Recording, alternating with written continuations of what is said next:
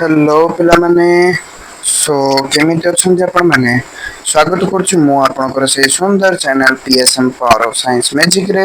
तो पिलामाने आजी आमे गोटे कथा पर हम पे डिस्कशन करिवा।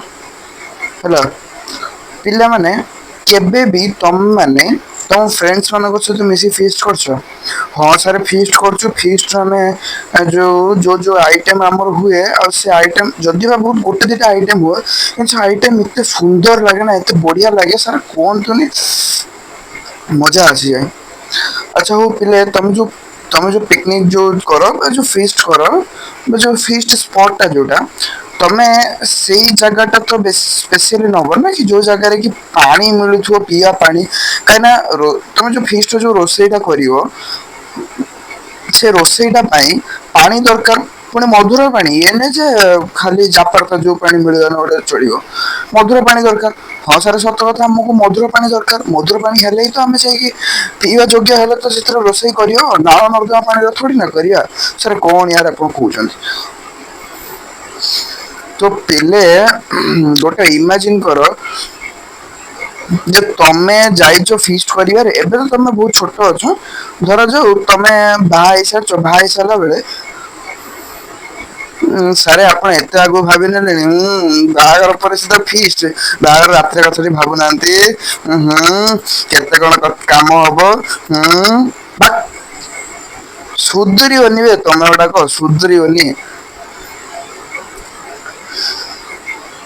तो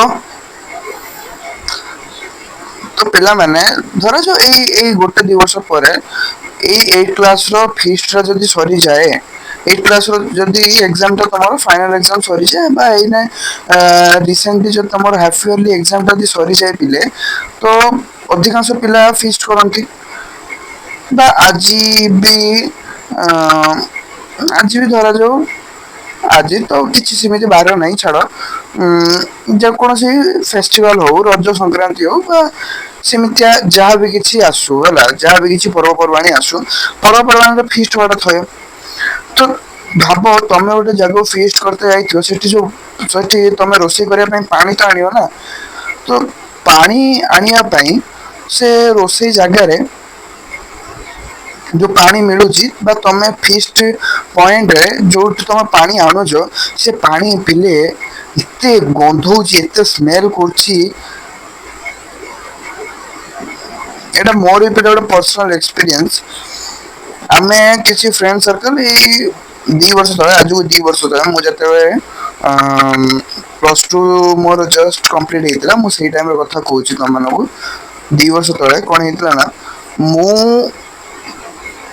कौन करी आमर किसी फ्रेंड सर्कल भर मुझे सांग मान को ठीक करी चलो आम गोटे फीस्ट कर आज यही टाइम थी होली टाइम ठीक अच्छे होली टाइम आम डिसाइड करूँ आम कौन कर फीस्ट करिया फीस्ट करते गला बेलू आम जगह ठीक कलु जगह आगे फिर आगे आम फास्ट किसी सांग मैंने ठीक कलु जे हाँ यही जन यही माने सांग जो अच्छी से माने फीस्ट रे मिसिबे आउ फीस्ट रे मिसाइला परे से माने कोन करिवे ना प्रत्येक जन समस्ते घर 100 टका नहीं के आसीबे आ से 100 टका रे आमे हमर इजीली हे जिवला आ मो भाई प्योर वेजिटेरियन मो गोटे गाई हला फिर मु लिटरली सत लागो मु गोटे गाई मु प्योर वेजिटेरियन मते बेले बेले फीस्ट रे सांग डाकंती कि नहीं ये गाईटा को देखो सब नॉन वेज खाइए तो समस्त एक साथ गोटे आइटम करते जाए ना मोर कौन हुए प्रत्येक मैक्सिमम फीस्ट कौन हुए मो खाइबाटा जोमाटो ऑर्डर करा जाए मो खाइबाटा पहले जोमाटो ऑर्डर करा जाए स्विगी ऑर्डर करा जाए पनीर हो बा अन्य कौन तरकारी पनीर ही साधारणतः ऑर्डर करा जाए सादा पिला पुणी मोर सिस्टम पूरा अलग मु सहित सेपरेट खाई मैंने टच गले पुणी भी ये लगे ना अवश्य बेले बेले सेमती किसी हुए बेले बेले सब मिसामिशी हो जाए मो चिकेन थाली भी सालाड आनी खाई दिए मो थाली भी पनीर नहीं आते सही हाथ से चिकेन खाଇବା तो पड़े थे से फीस्ट सब चलती आमर है तो से हुए कौन ना से अधिकांश टाइम कौन हुए मो फ्रेंड्स मैंने मत फीस्ट मान डाकती ये डाकती तो आमर से कि कौन हुए ना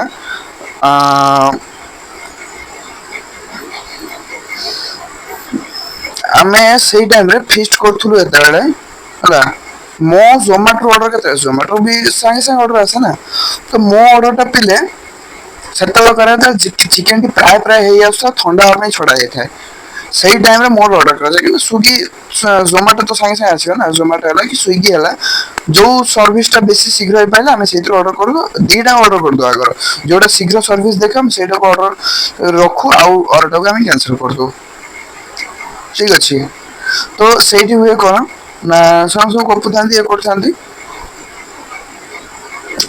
ଖାଇବା ସରିଗଲା ଖାଇସାରିଲା ପରେ କାହିଁକିନା ଯେତେବେଳେ ରୋଷେଇ ଖାଇସାରିଲା ପରେ ବର୍ତ୍ତମାନ କଥା ହଉଛି ହାତ କୋଉଠି ଧୋଇବା ବାସନ କୋଉଠି ମାଞ୍ଜିବା ଏଇଟା ଗୋଟେ ପ୍ରୋବ୍ଲେମ କିନ୍ତୁ ଆହୁରି ବଡ ଗୋଟେ ପ୍ରୋବ୍ଲେମ ପିଲେ ସେଇ ଟାଇମରେ ହେଇଥିଲା ଯୋଉ ଟାଇମରେ କି ଏମାନେ ନନ ଭେଜିଟେରିଆନ ଯୋଉ ଯେତିକି ସାଙ୍ଗମାନେ ଥିଲେ ସେମାନେ ଚିକେନ ତିଆରି ରୋଷେଇ କରିଥାନ୍ତେ ଭାଇ ସେଇ ଟାଇମରେ ଅବସ୍ଥା ଏମିତି ହେଇଥିଲା ଫାର୍ଷ୍ଟ ଟାଇମ ଏମିତି ହେଇଥିଲା ଆମେ ସ୍ୱିଗିରୁ ଚିକେନ ତରକାରୀ ମଗେଇଛୁ 6 ଜଣ କି 8 ଜଣ କି 10 ଜଣ ଖାଇବେ ଆମେ ସ୍ୱିଗିରୁ ଚିକେନ ତରକାରୀ ବନେଇଛୁ ଆଉ ସ୍ୱିଗିରୁ ଆମେ ସାଲାଡ ଫାଲାଡ ମଗେଇଛୁ ଆଉ ସ୍ୱିଗିରୁ ହିଁ ଆମେ ଭାତ ମଗେଇଛୁ ଅବସ୍ଥା ଆମର ଏତେ ଖରାପ ହେଇଥିଲା ସାର୍ କାହିଁକି ହେଇଥିଲା କଣ ହେଇଥିଲା ନା ସାର୍ ନା ଆମେ ଯୋଉ ଜାଗାରେ ଫିଷ୍ଟ ପଏଣ୍ଟ ରେଡି କରିଥିଲୁ ସେ ଫିଷ୍ଟ ପଏଣ୍ଟଟା କଣ ଏକରେ ମାନେ ସେ ଫିଷ୍ଟ ପଏଣ୍ଟକୁ ଏତେ ଲୋକ ଆସୁନଥିଲେ ନହେଲେ ହୋଲି ଟାଇମରେ ଆଉ ଫିଷ୍ଟ ବି ଲୋକମାନେ ଅଧିକା କରନ୍ତି ସବୁ ପ୍ଲେସେସ୍ ଆମର ବି ପ୍ଲେସେସ୍ ସ୍ପେସିଆଲି ଆମେ ବି ଯୋଉ ଯୋଉ ଜାଗା ଆମେ ଠିକ କରିଥାଉ ନର୍ମାଲି ଆମେ ସେଇଠି ଫିଷ୍ଟ କରୁ ସେ ଜାଗା ଗୁଡିକ ସବୁ ବୁକ୍ଡ ଆଉ ଆମର ଲାଷ୍ଟ ଜାଗା ଠିକ ଅଛି ଆମ ଲିଷ୍ଟରେ ଆମ ଫ୍ରେଣ୍ଡସ ଲିଷ୍ଟରେ ସମସ୍ତଙ୍କ ମାଇଣ୍ଡରେ ଗୋଟେ ଗୋଟେ ଜାଗା ଅଛି ତ ଆମ ଫ୍ରେଣ୍ଡ ଲିଷ୍ଟରେ ସବୁଠୁ ଲାଷ୍ଟ ଜାଗା ସେଇଠି ଥିଲା ଆଉ ସେଇ ଜାଗାଟି ବି ଆମେ ପହଞ୍ଚିଲା ବେଳକୁ ଫାଙ୍କା ଥିଲା ତ ଆମ ପାଇଁ ଗୋଟେ ସୁବିଧା ହେଇଗଲା କିନ୍ତୁ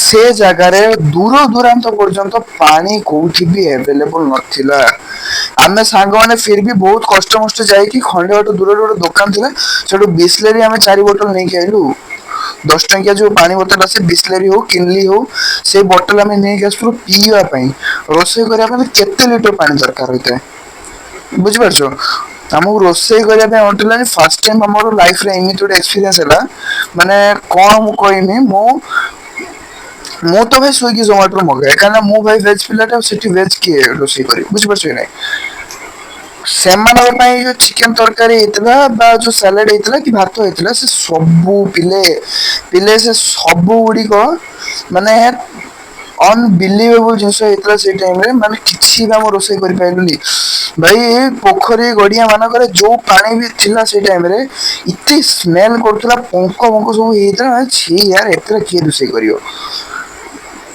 ଆଉ ସବୁ ଜାଗା ଫୁଲ ଆଉ ସେତେବେଳକୁ ହେଲାଣି ଦିନ ଦିପହର 12ଟା ବାଜିଲାଣି ସେତେବେଳକୁ ଯଦି ଆମେ ଆଟଲିଷ୍ଟ ଭାତ ବି ବସାତେ ଚାହୁଁ 8-10 ଜଣଙ୍କ ପାଇଁ ଭାତ ବି ହେଲା ବେଳକୁ ଦିପହର 3:30-4ଟା ତ ମିନିମମ ହବ ପୁଣି ଚିକେନ ରୋଷେଇ ହବ ପୁଣି ମାନେ କଣ ଗୋଟିଏ ହିଁ ଚୁଲା ଆମ ଚଣ୍ଡାଳ ଦଳ ନେଇକି ଯାଇଛନ୍ତି ଆଉ କାହାରି ଘରେ ଚୁଲା ନାହିଁ ସମସ୍ତଙ୍କର ଏଲପିଜି ଗ୍ୟାସ ଆଉ ଏଲପିଜି ଗ୍ୟାସ ସମସ୍ତେ ତାଙ୍କ ପାଇଁ ରୋଷେଇ କରୁଛନ୍ତି କି ଆମ ପାଇଁ ରୋଷେଇ କରୁନାହାନ୍ତି ତମେ ଆଇଡିଆ ଲଗାଅ କଣ ଆମେ ମାନେ ସେ ଫିଷ୍ଟ ଟା ଆମର କଣ ଯାଇଥିବ ତମେ ଆଇଡିଆ ଲଗାଅ ପିଇବା ପର୍ଯ୍ୟନ୍ତ ପାଣି ନଥିଲା ବିସଲେରୀ କିଣିକି ଅଣା ହେଲା ପୁଣି ସମସ୍ତଙ୍କୁ ପଇସା ଫେରେଇ ଦିଆହେଲା ମାନେ କଣ 50-50 ଟଙ୍କା ସମସ୍ତଙ୍କୁ ଫେରେଇ ଦିଆହେଲା ଆଉ କଣ କରିବୁ ବିସଲେରୀ ବୋତଲ 4ଟା କିଣିବା ପାଇଁ ଥୋଡି ନା ମୁଁ 100-100 ଟଙ୍କା ଚାନ୍ଦା କରେଇବି ମୋର ଏ ଷ୍ଟୋରିଟା କହିବାର ପିଲା ଉଦ୍ଦେଶ୍ୟ ଏଇଆ ଯେ ସେ ଯୋଉ ପୋଖରୀ ଗଡିଆରେ ଆଜିକା ପାଇଁ ବି ଦେଖ ମ୍ୟାକ୍ସିମମ୍ ଜାଗାରେ କଣ ହଉଛି ନା ଆଜିକାଲି ତ ଡେଭଲପଡ ଏରିଆ ହେଇଗଲାଣି ନବୀନ ବାବୁଙ୍କର ମାଗଣା ଜଳ ଯୋଗାଣ ସ୍କିମ ଅଛି କିନ୍ତୁ ପିଲେ ଦେଖ ଏବେ ବି ଆମ ରାଜ୍ୟରେ କିଛିଟା ଜାଗାରେ ଏମିତି ବି ଲୋକ ଅଛନ୍ତି ଯୋଉମାନେ କି କଣ କରୁଛନ୍ତି ନା ପୋଖରୀ ଗାଡିଆ ଉପରେ ଡିପେଣ୍ଡେଡ ଆଉ ପୋଖରୀ ଗାଡିଆରେ ନିଜେ ଗାଧଉଛନ୍ତି ଗାଈ ଗୋରୁ ମାନଙ୍କୁ ନେଇ ଗାଧଉଛନ୍ତି ନିଜ ପୋଷା ପାଳିତ କୁକୁରକୁ ନେଇକି ସେଠି ଗାଧଉଛନ୍ତି ପୁଣି ନିଜେ ବି ଗାଧେଇ ପଡୁଛନ୍ତି ତ ଭାବ ସବୁ ବ୍ୟକ୍ତିଗତ ତମେ ସେଇ ଗଡିଆରେ ହିଁ ଅର୍ପଣ କରିଦେଇ ପଳେଇ ଆଇଲ ତ ଜଳ ଦୂଷିତ ହଉଛି। ଏଇଟା ତ ଗୋଟିଏ ହିଁ ମାଧ୍ୟମ, ଆହୁରି କେତେ ପ୍ରକାର ମାଧ୍ୟମ ଅଛି ଯାହା ଫଳରେ କି ଜଳ ଦୂଷିତ ହଉଛି। ଆଉ ସେଇ ଜଳକୁ ଯେତେବେଳେ ଯେକୌଣସି ବ୍ୟକ୍ତି ବି ପାନ କରୁଛି, ମାନେ ଦେଖ ଭାବ ସେଇ ଜଳରେ କି ମୁତିକି ପକଉଥିବ, ସେଇ ଜଳରେ କି ଝାଳ କାଢୁଥିବ, ସେଇ ଜଳରେ କି ଏମିତି କାଖ ଟିକେ କାଖ ସଫା କରୁଥିବ, ସାରେ କୁହନ୍ତୁନି। ଆଉ ଆମର ଦିପହର ଭାତ ହଜମ ହବନି। ଆଇ ଡୋଣ୍ଟ ନୋ ତମେ ଭିଡିଓ ଟା କେତେବେଳେ ଦେଖୁଛ। ତ ପିଲେ ପ୍ରୋବ୍ଲେମ ହୁଏ ସେଇ ଜାଗାରେ। ତ ଆମର ଏଇ ଯୋଉ ସମ୍ବଳ ଅଛି, ଏ ସମ୍ବଳକୁ ଆମେ କଣ କରିପାରିବା ଯେ ଏଇ ଯୋଉ ଜଳ ସମ୍ବଳଟି ଅଛି, ତାହେଲେ ଏଇ ଜଳଟି ପିଲା ଆମ ପାଇଁ ଦେଖ ତାହେଲେ କେତେ ଗୁରୁତ୍ୱପୂର୍ଣ୍ଣ। ତ ଏଇ ଜଳଟି ଯଦି ଆମ ପାଇଁ ଯଦି ଏତେ ଗୁରୁତ୍ୱପୂର୍ଣ୍ଣ ହଉଛି, ଜଳ ନ ପିଇ ଯଦି ତମେ ବଞ୍ଚି ବି ପାରୁନାହ, ତାହେଲେ ପିଲେ ଯଦି ଗୋଟେ ଜଳ ତମ ଏରିଆରେ ବହୁଥିବା ଜଳ ଯଦି ଦୂଷିତ ହେଇଯାଏ, ତାହେଲେ କଣ ତମେ ତାକୁ ପାନ କରିପାରିବ? ଦୂଷିତ ମାନେ ବୁଝିପାରୁଛ ତ? ଏଇ ଯୋଉ ଜିନିଷଟା ମୁଁ ଟିକେ ଆଗରୁ କହିଲି, ଆଉ ଥରେ କହିବି ନା ସାର୍ ଥାଉ ସାର୍ ବହୁତ ପୁଣ୍ୟ କାମ କରିଦେଲେ ଥାଉ ଆଉ କୁହନ୍ତୁନି। ତ ପିଲା ଭାବ ତମେ ସେଇ ଜିନିଷଟା ହେଲା, ତ ପିଲେ ତମେ ଥରେ ଇମାଜିନ କରିକି ଦେଖ, ରିଇମାଜିନ ତମେ ଥରେ କରିକି ଦେଖ, ସେଇ ଜିନିଷଟା କେମିତି ମାନେ ଭାରି ମାନେ ଘୃଣା ଲାଗେ ଯେତେବେଳେ କି ତମେ ପାଣି ଆଣିଥିବ, ସେ ପାଣିରେ ମଶା ମାଛି ଗୁଡିକ ଉଡୁଥିବେ, କୋଉଭଳିଆ ଲାଗିବ? ନାଳ ପାଣି ତମ ଘର ପାଖରେ ଯୋଉ ନାଳ ପାଣି ଯାଇଥିବ, ଇମାଜିନ କଲ ନାଳ ଯାଇଥିବ, ସାର୍ ବହୁତ ଗନ୍ଧା ଲାଗିବ। ଆଉ ଆହୁରି ବି ମଜା ଲାଗିବ ଯେତେବେଳେ ସେଇ ପାଣିକୁ ପିଇବା ଛଡା ତମ ପାଖରେ କୌଣସି ବିକଳ୍ପ ହିଁ ନଥିବ, ତମ ଆଖ ପାଖରେ ଅନ୍ୟ କୌଣସି ପାଣି ହିଁ ନଥିବ। ମାଟି ଖୋଳିଲା ବେଳକୁ ବି ପାଣି ମିଳୁନି, ଆଜିକାଲି ଅବସ୍ଥା ଏମିତି। ତାହେଲେ ସାରେ ଯଦି ଏତେ କଥା ଅଛି, ଆମେ ତାହେଲେ ଜଳକୁ ଦୂଷିତ ନହବା ପାଇଁ କଣ ଉପାୟ ଅବଲମ୍ବନ କରିବା? ତମ ସରକାର ସୁନ୍ଦର ଭାବରେ ଏଇ ଟପିକରେ ସୁନ୍ଦର ଭାବରେ ତମ ସରକାର ତମକୁ ଜଳକୁ ଦୂଷିତ ହବାରୁ ତମେ ମାନେ କେମିତି ବଞ୍ଚେଇ ପାରିବ ତା ବିଷୟରେ ଧାରଣା ଦେଇଛନ୍ତି। ତ ଚାଲନ୍ତୁ ପଢିବା ଏବେ ଜଳ ସମ୍ବଳ ବିଷୟରେ। ତ ଫାଷ୍ଟ ଆମେ ଜଳ ବିଷୟରେ କିଛି ଜାଣିବା ହେଲା। ତା ପୂର୍ବରୁ ତମ ପାଇଁ ଗୋଟେ ଇମ୍ପୋର୍ଟାଣ୍ଟ କଥା ଏଇଠି ପିଲେ ଦେଖ ଲେଖା ହେଇଛି। କଣ 1975 ମସିହାରେ କେବଳ ମନୁଷ୍ୟ ବ୍ୟବହାର ପାଇଁ ବାର୍ଷିକ 3850 ଘନ କିଲୋମିଟର ସେଣ୍ଟି କିଲୋମିଟର କ୍ୟୁବ ଜଳ ଖର୍ଚ୍ଚ ହେଉଥିଲା। ମାନେ ଗୋଟେ ବର୍ଷରେ ଗୋଟେ ନର୍ମାଲ ତମରି ଭଳିଆ ମଣିଷ ଆମରି ଭଳିଆ ମଣିଷ ଗୋଟେ ବର୍ଷରେ ବା ତମ ବର୍ଷା ପରିକା ମଣିଷ ଗୋଟିଏ ବର୍ଷରେ କେତେ କ୍ୟୁବିକ ବା କେତେ ଘନ କିଲୋମିଟର ତମ ପେଟ୍ରୋଲ ପମ୍ପ ରେ ଯୋଉ ତେଲର ହିସାବ ହଉଛି ସେଟା ଘନ ଲିଟର ବା ଘନ ସେଣ୍ଟିମିଟର ବା ଘନ ମିଟର ହିସାବ କରାଯାଏ। ଏଠି ହିସାବ କରାଯାଉଛି ଘନ କିଲୋମିଟର। ଜାଣିପାରୁଛ 1000 କ୍ୟୁବ। ସାର ଘନ କିଲୋମିଟର କଣ ହିସାବ? ପିଲେ ଘନ କିଲୋମିଟର ହଉଛି ସେଇ ହିସାବ ଯୋଉଟା କି ଗୋଟେ ତରଳ ଅବସ୍ଥାକୁ ମାପିବାରେ କାମରେ ଆସେ। ଆଉ ଏ ଘନ କିଲୋମିଟର କୁ ଭଲ୍ୟୁମ ବା ଆୟତନର ଗୋଟେ ୟୁନିଟ କୁହାଯାଏ ହେଲା। ଆୟତନର ଗୋଟେ ଏକକ କୁହାଯାଏ। ତରଳ ପଦାର୍ଥର ଆୟତନର ଏକକ କୁହାଯାଏ। ଆଉ ତାର ଆୟତନ ବା ଭଲ୍ୟୁମ କେମିତି ଡିସାଇଡ ହୁଏ? ଭଲ୍ୟୁମ ର ପିଲେ କ୍ଲାସ 11 ରେ ତମେ ଜାଣିପାରିଥାନ୍ତ ବା ତମେ ଏମିତିରେ ମୋ ଚ୍ୟାନେଲରେ ପଢିଥିବା ଯୋଉ ଭିଡିଓ ଗୁଡାକରେ ଦେଖିବ ହେଲା। ସେଠି ପିଲା କଣ କରାଯାଏ ନା ସେଇଠି ପିଲେ କଣ ହୁଏ ନା ଭଲ୍ୟୁମ ଧର ଯୋଉ ଆୟତନ ହେଲା ଭଲ୍ୟୁମ ତାର ଗୋଟେ ଫର୍ମୁଲା ଥାଏ। କଣ? ଦୈର୍ଘ୍ୟ ଗୁଣନ ପ୍ରସ୍ଥ ଗୁଣନ ଉଚ୍ଚତା ହେଲା। ଯେ ଧରାଯାଉ ପିଲେ ଏଇଠି ଧରାଯାଉ ଗୋଟେ ସ୍କ୍ୱାର ମୁଁ ଏଇଠି ଡ୍ର କରୁଛି ହେଲା। ଆଉ ଗୋଟେ ସ୍କ୍ୱାର ଏଠି ଡ୍ର କରିଛି। ଓକେ। ଏଇଠି ତମେ ମାନେ ପିଲେ ଗୋଟେ ଜିନିଷ ତମେ ଲକ୍ଷ୍ୟ କରିବ। ଦେଖ ମୁଁ ଏଠି କଣ କରୁଛି। ଏଇଟା ପିଲେ ଗୋଟେ ସ୍କ୍ୱାର ହେଲା। ଏଟା ଗୋଟେ ସ୍କ୍ୱାର ହେଲା। ଇଏ ଗୋଟେ ସ୍କ୍ୱାର ହେଲା।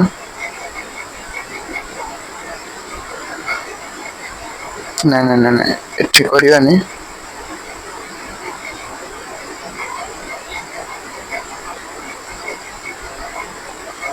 तो पिले देखो तुम सामने गोटे स्क्वायर आसुची तो ये स्क्वायर रे जदि मु पानी फिल करी ठीक अच्छे ये स्क्वायर रे पिले मु जदि पानी फिल करी ताहेले ये पानी टी केते ता भीतर पशिबो ना ये सब जिंस यार तीन टी स्टेटमेंट ऊपर डिपेंड करे कौन सारे ना पिले गोटे होची यार लेंथ गोटे होची यार ब्रेड्थ आ गोटे होची एटा केते उच्च अछि हला ए तीनटा जिंस ऊपर पानी डिपेंड करे जे ए जो पदार्थटी केते उच्चार अछि यार प्रस्थ केते आ यार दैर्घ्य कोण और प्रस्थ कोण उच्चता सहीथिरे मेजरमेंट हुए कार पानी रो आयतन बा घनता तो गाढ़ता ऊपर आसीगला तार आयतन है जैसे केते जगह ऑक्युपाई करूची एतिकी माने ए जो हिसाबटा ये जो पिले हिसाबटा देखुछ ए हिसाबटा होची पिले यार जे ए भला गोटे कंटेनर ए कंटेनर टी 3850 घन किलोमीटर और ये कंटेनर फुल हो जाउची 3850 घन किलोमीटर ये कंटेनर फुल हो जाउची एते पानी हमें ताजर स्टोर करछे आ एटा रियल एते बडटे आसीबनी एटा पिले बहुत बडटे होई जाउची तो एटा जस्ट गोटे सिंपल मैथमेटिकल कैलकुलेशन करा जे हमें ए स्टेटमेंट रे पहुंची बारछे हला जानि पारछो एता हिसाब तले कोन तो बेसिकली ताले पिले हुए कोन ना तमरो यस तमरो हुए कोन ना ए 1975 मसियार में तुम जेजापा जर थिले से जुगरे वर्ष को गोटे लोकटर एवरेज खर्च पानी ऊपर थिला केते 3850 घन किलोमीटर किंतु आमे जेतलठु आइनु सेते बेलकू एटा बड़ी बड़ी बड़ी बड़ी 6000 घन किलोमीटर को वृद्धि पाइला जानि परछो त केते इंपोर्टेंट तारे आखरी पिला हम जानि छे कौन जानि छे हमें जे तो पीएसएम रे पिला माने हमें जानि छे जल एक नवीकरण योग्य संबल हां सर हमें भूगोल रे फर्स्ट चैप्टर में पढ़िथिलु हमें जानि छे जे पृथ्वी पृष्ठ रे शतकड़ा 71 भाग जल और 29 भाग स्थल भाग अच्छी हाँ पीएसएम रे सर हम कहते एटा स्टार्टिंग रू विषय पढ़िया आगु ही ए स्टेटमेंट आम पढ़ीचु कोठी पढ़ीचु सारे भूसंबल पढ़ीचु सत कथा एणु पृथ्वी को एक जलीय ग्रह बोली मध्य कहा जाए जानिछ त ओ जाओ पृथ्वीर समस्त जलभाग विभिन्न महासागर विभक्त पृथ्वीर महासागर गुड़ी 3 रु 5 बिलियन वर्ष पूर्वे माने बिलियन मान जान परछ तो कोटी 3 रु 5 कोटी वर्ष पूर्वे ता माने तम 14 वर्ष पूर्वे रो जीव जगत सृष्टि होइथिबार अनुमान करा जाए डायनासोर जुगरे ना राम सीता भी जन्म नै नथिले कृष्ण और राधा भी जन्म नै नथिले ता आगुरु जो गोटे मनीष भी जानी नथिला जे मु किए बोली की मोर अस्तित्व कौन है दुनिया रे से भी जानी नथिला से सेंस नथिला से लुगाबटा पिंधिया सिख नथिला सही टाइम रे सारे लुगाबटा पिन नथिला आउ ताले मनीष समाज माने वर्षा भी थिबो मो भी थिबी से जुगरे आउ ताले अबे चंडालो से जुगरे खांती केमिते जणा नाही तो ये जिंसडा केमे जणा छिबो हे प्रभु एमानकर जीवन सुधार रे ये पूरा एंकर मथा पागला हे गलानी ये बे तम पागे वर्षा अछि वर्षा थाई तो मथरी जे होछि सर लाज नाही तुम मुह को टिके चंडाल दल टिके लाज नाही मुह को टिके तो लाज कर वर्षा कोन भाबियो तो वर्षा को वीडियो देखौछि रो ए वीडियो तो वर्षा को फॉरवर्ड करछि देखो ता आकाश एठी कोन करूछि एणु महासागर गुड़िकरे विभिन्न प्रकार उद्भिद और प्राणी रही किसी नुआ कथा नुहे सर सर था सर बोली सर आउ केबे हबनी समुद्र जल लुणिया होइथिबारु ताहा मनुष्यर व्यवहार उपयोगी नुहे सर सुना पृथ्वी रे मिलुथुवा समस्त जलर शतकड़ा मात्र 2.7 भाग होची मधुर जल ता जानि परछ तमे जो पीवा पानी जो नौच जो पानी तुम पीवा पानी व्यवहार करछो से पानी पृथ्वी रे केवल 2.7 भाग ही अछि ସେଇଥିପାଇଁ ଆମ ବୈଜ୍ଞାନିକ ମାନେ ନୂଆ ଧାରା ଆପଣା କରିକି ନାଳ ଜଳକୁ ବି ତମ ପାଇଁ ପିଇବା ଉପଯୋଗ କରିଯାଉଛି ବିସ୍ଲେରୀ ବୋତଲ ଭରିକି। ପିଲା ଏବଂ ନଗଦ ଗୋଟେ ଇନଷ୍ଟାଗ୍ରାମରେ ଗୋଟେ ମୁଁ ଭିଡିଓ ଦେଖିଥିଲି ସେଟା ରିଅଲ କି ଅନରିଅଲ ମୁଁ ଜାଣିନାହିଁ କିନ୍ତୁ ମତେ ତ ରିଅଲ ଲାଗିଲା। ସେ ଭିଡିଓଟି ପିଲା ଏଇଆ ଥିଲା ଯେ ଗୋଟେ ପାଣି ଫ୍ୟାକ୍ଟ୍ରିଟେ ମୁଁ ସେ ପାଣି ଫ୍ୟାକ୍ଟ୍ରି ନାଁ ନେବିନି କାହିଁକି ମୁଁ ବ୍ଲେମ କରିବି କିନ୍ତୁ ବହୁତ ପ୍ରଚଳିତ ପାଣି ଫ୍ୟାକ୍ଟ୍ରି ହେଲା। ମ୍ୟାକ୍ସିମମ୍ ଲୋକଙ୍କ ଘରେ ସେ ପାଣି ବୋତଲ କେବେ ନା କେବେ ଆସିଥିବ ହିଁ ଆସିଥିବ ସିଓର। ଆଉ ଟିଭିରେ ବି ସେ ଆଡ୍ସ ଦେଖିଥିବ। ସେଇ କମ୍ପାନୀର ଗୋଟେ ବ୍ରାଞ୍ଚ ହେଲା ସେଇଟାର ଗୋଟେ ଭିଡିଓ ଆସିଥିଲା ସେ ଭିଡିଓରେ କଣ ହଉଥିଲା ନା ତାଙ୍କରି ସେଇ ଅଫିସ ପାଖରେ ଯୋଉ ନାଳ ବୋହି ଯାଇଥିଲା ସେ ନାଳରୁ ମଟର ଜରିଆରେ ହିଁ ପିଇବା ପାଣି ବାହାର କରାଯାଉଥିଲା। ଅବଶ୍ୟ ଏଟା ମୁଁ କିଛି ଭୁଲ କହୁନି କିନ୍ତୁ ୟାର ତମେ ଯଦି କାଢୁଛ ନାଳରୁ ହିଁ ଯଦି ମାନେ ସେ ନାଳରେ କଣ କଣ ଥିବ କି ଲୋକ ତାର ସକାଳୁ ସକାଳୁ ଯୋଉ ସେଠି ଲାଟିନରେ ଯୋଉ ପୁଣ୍ୟ କାମ କରିକି ଆସୁଛ ସେ ପାଣି ବି ଲୋକେ ନାଳରେ ଛାଡି ଦିଅନ୍ତି ନିଜ ଘର ଟାଙ୍କି କାହିଁ ଫୁଲ କରିବେ। ତ ସେଇ ପାଣିକୁ ହିଁ ସେମାନେ ନାଳ ଜରିଆରେ ଛାଡି ଦିଅନ୍ତି ଆଉ ସେଇ ପାଣିକି ହିଁ ତମେ ପିଉଛ। ଯଦିଓ ବା ଫିଲ୍ଟର୍ଡ ପାଣି ଆସୁଛି ସେ ଉପକରଣ କିଛି ବି ରହୁନି ଗ୍ୟାରେଣ୍ଟି ତମେ କେତେ ନଉଛ। ସେ ଉପକରଣ କିଛି ବି ରହୁନି ତମେ ତ ଫ୍ଲେଭର ମିଶୁଛ ସେ ପାଣିରେ ସେ ପାଣିକୁ ପିଇଲା ବେଳକୁ ଗୋଟେ ଗୋଟେ ଅଲଗା ପ୍ରକାର ଫ୍ଲେଭର ଗୋଟେ ଲାଗେ ଗୋଟେ ମାନେ ଲାଗେ ଯେମିତି କ୍ୟାଲସିୟମର ମାତ୍ରା ସେଥିରେ ବହୁତ ଅଛି। କ୍ୟାଲସିୟମ ଯେତେବେଳେ ଶରୀରରେ କୌଣସି ବି ପଦାର୍ଥ ଖାଇବା ଦ୍ଵାରା କ୍ୟାଲସିୟମ ଟାବଲେଟ ବି ଖାଇଲା ପରେ ଯେମିତି ଗୋଟେ ଏଇଠି ବେକ ପାଖରେ ଯୋଉ ଗୋଟେ ଫିଲିଙ୍ଗ ଆସେ ନା ସେ ପାଣିକୁ ପିଇଲା ବେଳେ ବି ସେଇଭଳି ଫିଲିଙ୍ଗ ଆସୁଛି। ତ ତମେ ତାହେଲେ କେମିତି କହିପାରୁଛ ଯେ ତମେ ସେଥିରୁ ସବୁ କିଛି ଫିଲ୍ଟର କରିଦେଲ ଭାଇ ସବୁ ପ୍ରକାରର ରୋଗ ସେଇ ଯୋଉ ଇଏରେ ଅଛି। କାହାର ଚର୍ମ ରୋଗ ହେଇଛି କାହାର ହାଡଫୁଟ ହେଇଛି ସେ ଗାଧୁଛି ସେ ପାଣି ବି ସେ ନାଳ ମାଧ୍ୟମରେ ହିଁ ପ୍ରବାହିତ ହଉଛି ଆଉ ସେଇ ନାଳର ପାଣିକୁ ହିଁ ଏମାନେ ପିଇବା ପାଣି କରି ତମରି ମାନଙ୍କ ଭିତରେ ବିକୁଛନ୍ତି। ଆ ତମରି ଚମଡାର ପାଣି ତମରି ଦେହର ମାନେ ଅଳିଆ ପାଣି ତମକୁ ହିଁ ବିକ୍ରି କରାଯାଉଛି ଭାବ ତାହେଲେ କୋଉଳା ଲାଗୁଥିବ। ହୁଁ। ତ ପିଲେ ସେଇ ପାଣିକୁ ହେଲା ହେଲେ ସେଇ ପାଣିକୁ ତମେ ମାନେ ପିଉଛ ଜାଣିପାରୁଛ ତ। ଏହାର ଶତକଡା 70% ମ୍ୟାକ୍ସିମମ୍ ଟୁ ମ୍ୟାକ୍ସିମମ୍ ପାଣି ଯାକ ପିଲେ କୋଉଠି ଅଛି ଏହାର ଶତକଡା 70% ଆଣ୍ଟାର୍କଟିକା ଗ୍ରୀନଲ୍ୟାଣ୍ଡ ଓ ଉଚ୍ଚ ପର୍ବତ ମାନଙ୍କରେ ବରଫ ଚାଦର ଆକାରରେ ରହିଅଛି। ଅଧେ ପାଣି ତ ବରଫ ଭଳିଆ ହେଇକି ଅଛି। ଯୋଉ କହନ୍ତି ନା ଗ୍ଲେସିୟର ତରଳ ହଉଥିବାରୁ ଏଥର ପାଣି ସଂଖ୍ୟା ବଢିଯାଉଛି ହିମାଳୟର ବରଫ ଗୁଡିକ ତରଳିବା ଆରମ୍ଭ କରୁଛି ସେଥିପାଇଁ ଜଳ ସଂଖ୍ୟା ବୃଦ୍ଧି ପାଉଛି ସ୍ଥଳ ଭାଗ ଧୀରେ ଧୀରେ ବୁଡିବାକୁ ଯାଉଛି ଏବେକାର ଯୋଉ ଗ୍ଲୋବାଲ ୱାର୍ମିଂ ପାଇଁ ଯୋଉ ହଉଛି ଏଇଥିପାଇଁ ହଉଛି କାରଣ ପୃଥିବୀର ତମେ ଯେତିକି ବି ଜଳ ଦେଖୁଛ ଯଦି 100% କମ୍ପେୟାର କରାଯାଏ ତମେ କେବଳ ଯେତିକି ଜଳ ତମ ଆଖି ଆଗରେ ଦେଖୁଛ ସେଟା କେବଳ 30%। 70% ଜଳ ବରଫ ଆକୃତିର ହିମାଳୟ ଆଣ୍ଟାର୍କଟିକା ଭଳିଆ ଜାଗାରେ ଅଛି ଆଉ ସେଠୁ ଯେହେତୁ ଏବେ ଖରା ଏତେ ଜୋର ବଢି ଯାଉଛି ସେ ଜାଗାରେ ଥଣ୍ଡା ଏତେ ରହୁନି ସେଠି ବରଫ ତରଳିକି ସେ ସମୁଦ୍ରରେ ମିଶିକି ତମ ସ୍ଥଳ ଭାଗକୁ ବୁଡେଇବାରେ ଆରମ୍ଭ କରୁଛି ଏ ପ୍ରକୃତି। ଆହୁରି 10ଟା କାରଖାନା ତିଆରି କର ପୃଥିବୀରେ ମିଳୁଥିବା ମଧୁର ଜଳର ଶତକଡା ମାତ୍ର 1% ମନୁଷ୍ୟର ବ୍ୟବହାର ଲାଗିଥାଏ। ଏହା ସାଧାରଣତଃ ଭୂଗର୍ଭସ୍ଥ ଜଳ ରୂପେ ଭୂତଳରେ ଓ ଭୂପୃଷ୍ଠ ଜଳ ନଦୀ ହ୍ରଦ ମାନଙ୍କରେ କିମ୍ବା ଜଳୀୟ ବାଷ୍ପ ଆକାରରେ ବାୟୁମଣ୍ଡଳରେ ରହିଥାଏ। ପାଣି ତାହେଲେ କେତେ କେତେ ପ୍ରକାର ରହିପାରୁଛି ଏଇଠି ବି ତମେ ଦେଖିପାରୁଥିବ। ପିଲେ ଏଇଟାକୁ କଣ କୁହାଯାଏ ଜାଣିଛ ମତେ କମେଣ୍ଟରେ କହିବ ଏଇଟା ପିଲେ କଣ କୁହାଯାଏ। ପିଲେ ଏଇଟାକୁ କୁହାଯାଏ ୱାଟର ସାଇକେଲ। ଠିକ ଅଛି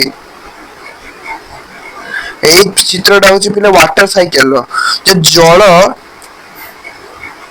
ଠିକ ଅଛି ଏ ଜଳ କେମିତି ପୃଥିବୀରେ ବାରମ୍ବାର ସୃଷ୍ଟି ହେଇପାରୁଛି କେମିତି ସୃଷ୍ଟି ହେଇପାରୁଛି ପିଲା ତମେ ଏଇଠି ଦେଖ ତ ମୁଁ ଇମେଜ ଟା ଟିକେ ଛୋଟ କରିଦଉଛି ଏଇଠି ଦେଖ ପିଲେ କଣ ହଉଛି ମହାସାଗର ପାଣି ଅଛି ଏଇଠି ଆମର ସୂର୍ଯ୍ୟ ଦେବତା ରହିଲେ ହଁ ତ ହଁ ସାର୍ ସତ କଥା ଏଇଠି ତମର କିଏ ରହିଲେ ନା ସାରେ ଏଇଠି ଆମର ରହିଲେ ସୂର୍ଯ୍ୟ ଦେବତା ହଁ ତ ସୂର୍ଯ୍ୟ ଦେବତାର ସାରେ କଣ ହେଲା ନା ପାଣି ଯୋଉ ଅଛି ସୂର୍ଯ୍ୟ ଦେବତାଙ୍କ ଠାରୁ ଏଇ ପାଣି ଗୁଡିକ କୋଉଠି ମହାସାଗର ପଇଲା ଏଇ ଉତ୍ତାପ ଗୁଡିକ ତ ଉତ୍ତାପ ଫଳରେ କଣ ହେଲା ନା ପାଣି ଉପରକୁ ଉଠିଲା ବାଷ୍ପୀଭବନ ପ୍ରକ୍ରିୟାରେ ଦେଇ ସେଟା ପୁଣି କଣ ଯେହେତୁ ହାୱା ଦଉଛି ଏଇଭଳିଆ ଯୋଉ ହାୱା ଦଉଛି ଏ ହାୱା ଫଳରେ କଣ ହଉଛି ନା ଏହି ବାୟୁଟି ବାଦଲରେ ପରିଣତ ହଉଛି। ବାଦଲ ପିଲା ଜାଣିଛ ବାଷ୍ପ ଦ୍ଵାରା ହିଁ ତିଆରି ହୁଏ। ବାଦଲ କଣ ଜାଣିପାରୁଛ ନା ମେଘ। ତମ ନାଁ ମୁଁ କହୁନି, ମେଘର ନାଁ କହୁଛି। ମେଘର ଅନ୍ୟ ନାଁ ବାଦଲ। ତ ସେଠି ଯାଇକି ଜମା ହୁଏ ଆଉ ସେଇଠି ଯେତେବେଳେ ଜମା ହୁଏ ପଛରେ ସେଟା ଯେତେବେଳେ ଭାରି ହେଇଯାଏ ସମୟାନୁକ୍ରମରେ ଯେତେବେଳେ ଅଧିକା ପାଣି ଜମା ହେଇଯାଏ ବର୍ଷା ହୁଏ ଆଉ ସେଇ ବର୍ଷା କି ଧରା ପୃଷ୍ଠରେ ପଡେ। ଧରା ପୃଷ୍ଠରେ କିଛି ମାଟି ତଳକୁ ଯାଏ ଆଉ କିଛି ଉପରେ ଉପରେ ଆସିକି ପୁଣି ସେ ମହାସାଗର ସୃଷ୍ଟି ହୁଏ ଆଉ ଏଇ ସିଷ୍ଟମ ଟା କଣ୍ଟିନ୍ୟୁଅସଲି ରନ୍ କରେ ହେଲା। ଏହି କାରଣରୁ କଣ ହୁଏ ନା ମଧୁର ଜଳ ପୃଥିବୀରେ ଏକ ଅତି ମୂଲ୍ୟବାନ ସମ୍ବଳ। କାହିଁକି ନା ମଧୁର ଜଳ ପୃଥିବୀରେ ଆମେ କେବଳ ଯେତିକି ଦେଖୁଛେ ସେଟା 2.7% ମାନେ ତମେ ଯଦି ଏତିକି ମାର୍କ ବି ଘରେ ନେଇ ଆସ ଘରେ ଏତେ ତମର ପୂଜା କରିବେ ତମେ ଧାରଣା ବାହାରେ ହେଲା। ତ ସେତିକି ହିଁ ଜଳ ତମ ପାଇଁ ପିଇବା ଯୋଗ୍ୟ ଅଛି। ଯଦି ପୃଥିବୀକୁ ଯଦି ତମେ ପଚାରିବ ଯେ ହେ ମା ପୃଥିବୀ ମା ତୁ ଆମକୁ ପିଇବା ପାଇଁ କେତେ ପାଣି ଦେଇପାରିବୁ ଜମାରୁ 2.7 ଭାଗ ପାଣି ଅଛି ସେତିକିରେ ତୁ ଯେତିକି ଚଳିବା କଥା ଚଳ। ତାହେଲେ ତୁ ତାକୁ ନେଇ ଦୁନିଆ ଅପର୍ଯ୍ୟାପ୍ତ ଜିନିଷରେ ଲଗଉଛୁ। ପୁଣି ପ୍ଲାଷ୍ଟିକ ଗୁଡିକ ନେଇକି ଭୂ ସମ୍ବଳ ଟା ବେକାର କରିଦଉଛୁ। ଆଉ ଭୂ ସମ୍ବଳ ପର ଷ୍ଟେପ ରେ ତ ଆସୁଛି ଜଳ ସମ୍ବଳ। ଆରେ ଭୂମି ଉପରେ ଆସୁଛି ତାପରେ ତ ଜଳ ଆସୁଛି ନା। ଆଉ ତ ଭୂ ସମ୍ବଳକୁ ତୁ ପ୍ଲାଷ୍ଟିକ ଦେଇ ବେକାର କରିଦେଲୁ। ଜଳ ସମ୍ବଳ ଆଉ କଣ ଅଛି ଚୁପା। ପୃଥିବୀରେ ଥିବା ଜଳର ମୋଟ ପରିମାଣ ସର୍ବଦା ସମାନ ରହିଥାଏ। ସ୍ଥଳ ବିଶେଷରେ ଏହାର ପରିମାଣ କମ ବେଶୀ ହୋଇଥାଏ। ହଁ ସାର୍ ସତ କଥା। କାରଣ ଜଳ ବାଷ୍ପୀଭବନ ପ୍ରକ୍ରିୟାରେ ସମୁଦ୍ର ପୃଷ୍ଠରୁ ଜଳୀୟ ବାଷ୍ପ ଆକାରରେ ବାୟୁମଣ୍ଡଳରେ ମିଶେ। ସେଠାରେ ଘନୀଭବନ ପ୍ରକ୍ରିୟାରେ ମେଘରେ ପରିଣତ ହୁଏ ଏବଂ ବୃଷ୍ଟିପାତ ହିମପାତ ରୂପରେ ଭୂପୃଷ୍ଠରେ ସ୍ଥଳ ଭାଗ ଓ ଜଳ ଭାଗ ଉପରେ ପଡେ। ହଁ ସାର୍ ଏଇଟା ତ ଆମକୁ ପିଏ ସମୟ ସାର୍ ଏବେ କହିଲେ। ବୃଷ୍ଟି ଆକାର ସ୍ଥଳ ଭାଗ ଉପରେ ପଡୁଥିବା ଜଳର କିଛି ଅଂଶ ଭୂତଳ ଜଳକୁ ମଧ୍ୟ ପ୍ରବେଶ କରି ସେଠାରେ ଭୂଗର୍ଭସ୍ଥ ଜଳ ରୂପେ ସଞ୍ଚିତ ହୁଏ। ସାରେ ଏଇଠି ଗୋଟେ ପ୍ରଶ୍ନ ଗୋଟେ ମନକୁ ଆସୁଛି। ଏଇଠି ଆପଣ ଯୋଉ ଟିକା କହୁଥିଲେ ଯୋଉ ହିମପାତ ବୃଷ୍ଟିପାତ ଟା ଠିକ ଅଛି ବୁଝି ହଉଛି। ହିମପାତ ସାରେ ଯୋଉ କୁଆପଥର ପିଲା ଶୁଣିଥିବ ପଡୁଥିବ କୁଆପଥର ବହୁତ ଥଣ୍ଡା ଥାଏ। ବର୍ଷା ଦିନେ ବେଳେ ବେଳେ ଯୋଉ କାଳ ବୈଶାଖୀ ଯେତେବେଳେ ହୁଏ ସ୍ପେସିଆଲି ସେଇ ଟାଇମ ରେ କୁଆପଥର ବର୍ଷା ହୁଏ କାଚୁ ବାଚୁ ଫଟେଇ ଦିଏ। ତମକୁ ବି ଏଇଟା କଲେକ୍ଟ କରିବାକୁ ଭାରି ମଜା ଆସେ। ଆଉ ମୁଣ୍ଡରେ ମାଡ଼ ହବ ତ ବଢିଆ ମଜା ଲାଗିବ। କଲେକ୍ଟ କରୁଥିବ ବେଳେ ବେଳେ ମୁଣ୍ଡରେ ମାଡ଼ ହୁଏ ସେଟା ପ୍ରବଳ ଜୋରେ ମାଡ଼ ହୁଏ। ବହୁତ କାଟେ ବି ସେଟା ଜାଣିଛ।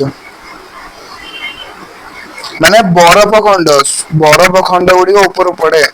ବାୟୁମଣ୍ଡଳ ଉପରେ ଯେତେ ତମେ ଉପରକୁ ଯିବ ସେତେ ତମେ ଥଣ୍ଡା ଅନୁଭବ କରିବ। ବୁଝିପାରୁଛ ଆଉ ସେଇ ଥଣ୍ଡା ଯୋଗୁ ଏତେ ଥଣ୍ଡା ହେଇଯାଏ ଟେମ୍ପରେଚର ଏତେ ମାଇନସ ରେ ପଳାଏ ଜଳ ବରଫ ହେଇକି ବରଫ ଏତେ ଶକ୍ତ ହେଇଯାଏ ନା ଯେତେବେଳେ ସେଟା ଓଜନିଆ ହେଇଯାଏ ମେଘଟା ସେ ବରଫକୁ ନିଜ ଭିତରୁ କାଢିଦିଏ। ଆଉ ବରଫ ଯେତେବେଳେ ନିଜ ଭିତରୁ କାଢିଦିଏ ପୃଥିବୀର ମାଧ୍ୟାକର୍ଷଣ ଶକ୍ତି ଦ୍ଵାରା ସେ ବରଫଟି କଣ ହୁଏ ପୃଥିବୀ ଧରା ପୃଷ୍ଠକୁ ବହୁତ ବେଗରେ ବହୁତ ଦ୍ରୁତ ବେଗରେ ଖସେ। ଯେତେ ଶୀଘ୍ର ତମେ ଦେଖିଥିବ ଯୋଉ ସ୍ପେସସିପ୍ ଗୁଡିକ ବଡ ବଡ ସ୍ପେସସିପ୍ ଗୁଡିକ ଯେତେବେଳେ ଚନ୍ଦ୍ର ପୃଷ୍ଠରୁ ବା ଧରା ପୃଷ୍ଠକୁ ସ୍ପେଶାଲି ଯେତେବେଳେ ଆସେ ବା ଗୋଟେ ଉଲ୍କା ପିଣ୍ଡଟେ ଧରା ପୃଷ୍ଠକୁ ଯୋଉ ଆସେ କେତେ ସ୍ପିଡରେ ଆସେ ଯେତେ ସ୍ପିଡରେ ଆସେ ବର୍ବାଦ କରିଦିଏ ସେ ଏରିଆ ଜାଣିଛ। ସେଇଆ ହୁଏ ଏଠି। ଅବଶିଷ୍ଟ ଅଂଶ ଝରଣା ନଦୀ ନାଳ ଆକାରରେ ପ୍ରବାହିତ ହୋଇ ପୁନର୍ବାର ସମୁଦ୍ରରେ ମିଶେ। ଏହାକୁ ଜଳ ପ୍ରବାହ ବୋଲି କୁହାଯାଏ। ତାହେଲେ ପିଲେ ତମକୁ ଏଠି ଆଇଡିଆ ଆସିଗଲା ଜଳ ପ୍ରବାହ କାହାକୁ କୁହାଯାଏ। ହଁ ସାର୍ ଆଇଡିଆ ଆସିଗଲା। ଜଳସାଗର ପୃଷ୍ଠରୁ ବାୟୁମଣ୍ଡଳରୁ ଭୂପୃଷ୍ଠ ଓ ଭୂପୃଷ୍ଠରୁ ପୁନର୍ବାର ସାଗରରେ ମିଶିବା ପ୍ରକ୍ରିୟା ଚକ୍ରାକାରରେ ଘଟିଥିବାରୁ ଏହାକୁ ଜଳଚକ୍ର କୁହାଯାଏ। ଜାଣିପାରିଲ। ଏବେ ପିଲା ଆମେ ଦେଖିବା ସମୁଦ୍ର କଥା ତ ସରିଗଲା। ଏବେ ଆମେ ପିଲାମାନେ ଦେଖିବା ଯେ ଯୋଉ ଆମର ନଦୀ ଯୋଉ ଏରିଆରେ ଅଛି ପୃଥିବୀରେ ମୁଖ୍ୟ ନଦୀ ଗୁଡିକ କୋଉ ଗୁଡିକ ଯୋଉଥିପାଇଁ କି ଆମ ପାପି ଲୋକମାନଙ୍କର ବେପାର ଚଳିପାରୁଛି। ସାର୍ ବେପାର କଣ ଏଇ ଯୋଉ ହାଇଡ୍ରୋ ଏନର୍ଜି ଯୋଉ ତମକୁ ଯୋଉ ତମ ଘର ଏଇ ଯୋଉ ବଲ୍ବଟି ଯୋଉ ଜଳୁଛି ବା ଏଇ ଯୋଉ ଫ୍ୟାନଟି ଚାଲୁଛି ବା ଏଇଠି ଯୋଉ ଏସିଟି ଚାଲୁଛି ଏଗୁଡିକ ଯୋଉ ବିଦ୍ୟୁତ ଦରକାର ହଉଛି ନା ତମେ ପାଣି ଦେଲା ବେଳକୁ ଚାଲୁଛି। ନା ସାର୍ ଏଟା ଆମେ ତ କହିପାରିବୁନି ଆମର ତ ସେ ସିଷ୍ଟମ ନାହିଁ। ହଁ ବର୍ଷାକୁ ପଚାରିଲେ ସେ କିଛି କହିପାରିବେ। ସେ ସାର୍ ଆଜି ମୂଳା ପରଟା ଖାଇଥିଲା। ତମେ ଏତେ କଥା କେମିତି ଜାଣିଲ? ମୂଳା ପରଟା ପରଟାରେ ମୂଳା ପଡିଥିଲା ନା ମୂଳା ଟିକେ ଅଲଗା କୋଉଠି କାମ ଲାଗୁଥିଲା? ସାରେ ଟିକେ ବେଶୀ ଭିତରେ ହେଇଯାଉନି? ହଁ ନା? ଫ୍ରେଣ୍ଡ ସର୍କଲରେ ତ ମୂଳାଟା ବହୁତ ଗୋଟେ ଛୋଟିଆ ଜିନିଷଟେ। ସାରେ ଥାଉ ସାରେ, ସେତିକି ଥାଉ, ଆମର ଭୁଲ ହେଇଛି। ହଉ, ତ ହୁଏ କଣ ନା, ପୃଥିବୀରେ ଦେଖ ମୁଖ୍ୟ ନଦୀ ଗୁଡିକ ଦେଖ କଣ କଣ ଅଛି। ପୃଥିବୀରେ ଯୋଉ ନଦୀ ଗୁଡିକ ଉପରେ ମ୍ୟାକ୍ସିମମ୍ ରାଜ୍ୟ ଡିପେଣ୍ଡେଣ୍ଟ ଅଛି, ହେଲା, ଯୋଉଥିରୁ ବେପାର ଚଳୁଛି ଲୋକମାନଙ୍କର, କଣ କଣ ନା, ଗୋଟେ ଆସୁଛି ଇରାବତୀ, ହୋୟାଙ୍ଗ ହୋ, ସିକିଆଙ୍ଗ ହୋ, ବିଂଶି, ଲେନା। ଇଏ କଣ ଟୋଟାଲ ପୃଥିବୀରେ ଓଭରଅଲ ଯେତିକି ବି ରାଜ୍ୟ, ଯେତିକି ବି ଦେଶ ଅଛି, ସେ ସବୁ ଦେଶର ଗୋଟେ ଷ୍ଟଡି କରାଯାଇକି ଏ ଟୋଟାଲ ନଦୀ ଗୁଡିକ ସବୁ କରାହେଇଛି। ତ ସେଇଥିପାଇଁ ଅଧ୍ୟୟ ନଦୀ ଗୁଡିକର ଭାଷା ତମେ ବୁଝିପାରିବନି। ଓ ବୁଝିପାରୁଛ ନା? ହୋୟାଙ୍ଗ ହୋ, ଏଇଟା ସାର୍ ଆମେ କେବେ ଗୋଟେ ଆମ 14 ବର୍ଷ ଜୀବନରେ ଆମେ ଗୋଟେ ଶୁଣିଥିଲୁ। ସିକିଆଙ୍ଗ, ଏଗୁଡା ସବୁ ବେସିକାଲି ଚାଇନିଜ ଆଉ ଜାପାନିଜ ନାଁ ଗୁଡା ତମକୁ ଲାଗୁଥିବ, କୋରିଆନ ଫୋରିଆନ ନାଁ ଗୁଡା ଲାଗୁଥିବ। ସାରେ ଆପଣ କୋରିଆନ, ଜାପାନିଜ, ଚାଇନିଜ ନା କେମିତି ଜାଣିପାରୁଛନ୍ତି? 30ରେ ଯାଇ କିଛି କାମ କରୁଛନ୍ତି ତାହେଲେ ସାରେ। ଅଫଲାଇନ କ୍ଲାସରେ ତମ ମତେ ଥରେ ଦେଖା ଦିଅ, ଜୁତା କାଢିବି ସାର୍ ତମ ମାନଙ୍କ ପାଇଁ। ହଉ, Euphrates, Volga, Rhine, Rhone, Missouri, Mississippi, central range, Amazon, Paraguay, ନୀଳନଦୀ, କଙ୍ଗୋ, ମୋର ଡାର୍ଲିଂ ଇତ୍ୟାଦି। କଣ କଣ ନା ସାରେ, ପୃଥିବୀରେ ଏଗୁଡିକ ସବୁ ମୁଖ୍ୟ ନଦୀ। ପୃଥିବୀର ମ୍ୟାକ୍ସିମମ୍ ଦେଶ ଏମାନଙ୍କ ଉପରେ ଡିପେଣ୍ଡେଣ୍ଟ ଅଛି। ଭାରତରେ ସେଇଭଳିଆ ହମାରା ଦେଶ ମାନ। ହଁ, ଏଠି ସେଭଳିଆ ମୁଖ୍ୟ ନଦୀ ତ ଅଛି। ମୁଖ୍ୟ ହ୍ରଦ ଗୁଡିକ କଣ କଣ ପିଲା? ହ୍ରଦ କଣ ଜାଣିଛ? ଯୋଉ ଜାଗାରେ କି ବିଦ୍ୟୁତ ଉତ୍ପାଦନ କରାଯାଏ, ଯୋଉ ଯୋଉ ନଦୀ ଗୁଡିକ ଉପରେ ଡ୍ୟାମ ପ୍ରସ୍ତୁତ କରାଯାଏ, ବନ୍ଧ ପ୍ରସ୍ତୁତ କରାଯାଏ, ସେଥିରେ କଣ କରାଯାଏ ନା ବିଦ୍ୟୁତ ଉତ୍ପାଦନ କରାଯାଏ। ସେ ନଦୀ ଗୁଡିକ ପିଲା ତାହେଲେ କଣ କଣ? Aral, Baikal, Caspian, Erie, Ontario, Superior, Michigan, Huron, Victoria, Albert ଆଉ ଏଡୋୟାଡ। ଏଗୁଡା ପିଲେ ପୃଥିବୀ ଉପରେ ଷ୍ଟଡି କରାଯାଇଛି, ହେଲା। ଏଗୁଡାକ ତମ ଭାରତରେ କିଛି ବି ନଦୀ ନାହିଁ, କିନ୍ତୁ ମନେ ରଖିବ, ତମ ସରକାର କହୁଛନ୍ତି, ମୁଁ କିଛି କହୁନି। ମୋ କାମ ହଉଛି ପଢେଇବା, ତମ ମଥାରେ ପୁରେଇବା। କଷ୍ଟିଆ ଚାପ୍ଟର ଏଇଟା ବହୁତ, ସେଟା ଆମେ ଅଳ୍ପ ଅଳ୍ପ ପଢୁଛେ, କିନ୍ତୁ ଯେତିକି ପଢୁଛେ ପିଲା ଆଟଲିଷ୍ଟ ସେତିକି ଦୟା କରିକି ମନେ ରଖିବ, ହେଲା। ବାରମ୍ବାର ବାରମ୍ବାର ଏଗୁଡା କେବଳ ତମ ପ୍ରାକ୍ଟିସ ହିଁ ହେଇପାରିବ। ମୋ ମା ଯେତେବେଳେ ଏଗୁଡା ନେଇଥିଲେ, ମାନେ ତମେ ଧାରଣା କରିପାରିବନି, ଏ ସବୁ ଜିନିଷ ମୋ ମଥାରେ ଥିଲା। ମାନେ ଏଗୁଡା ତମ ପାଟିରେ ବି ପଶୁନଥିବ, ସେଇ ଜିନିଷ ମୋ ମଥାରେ ଥିଲା, ଆଉ ସେକୁ ମୁଁ ପରୀକ୍ଷାରେ ଲେଖିବି ଆସିଥିଲି।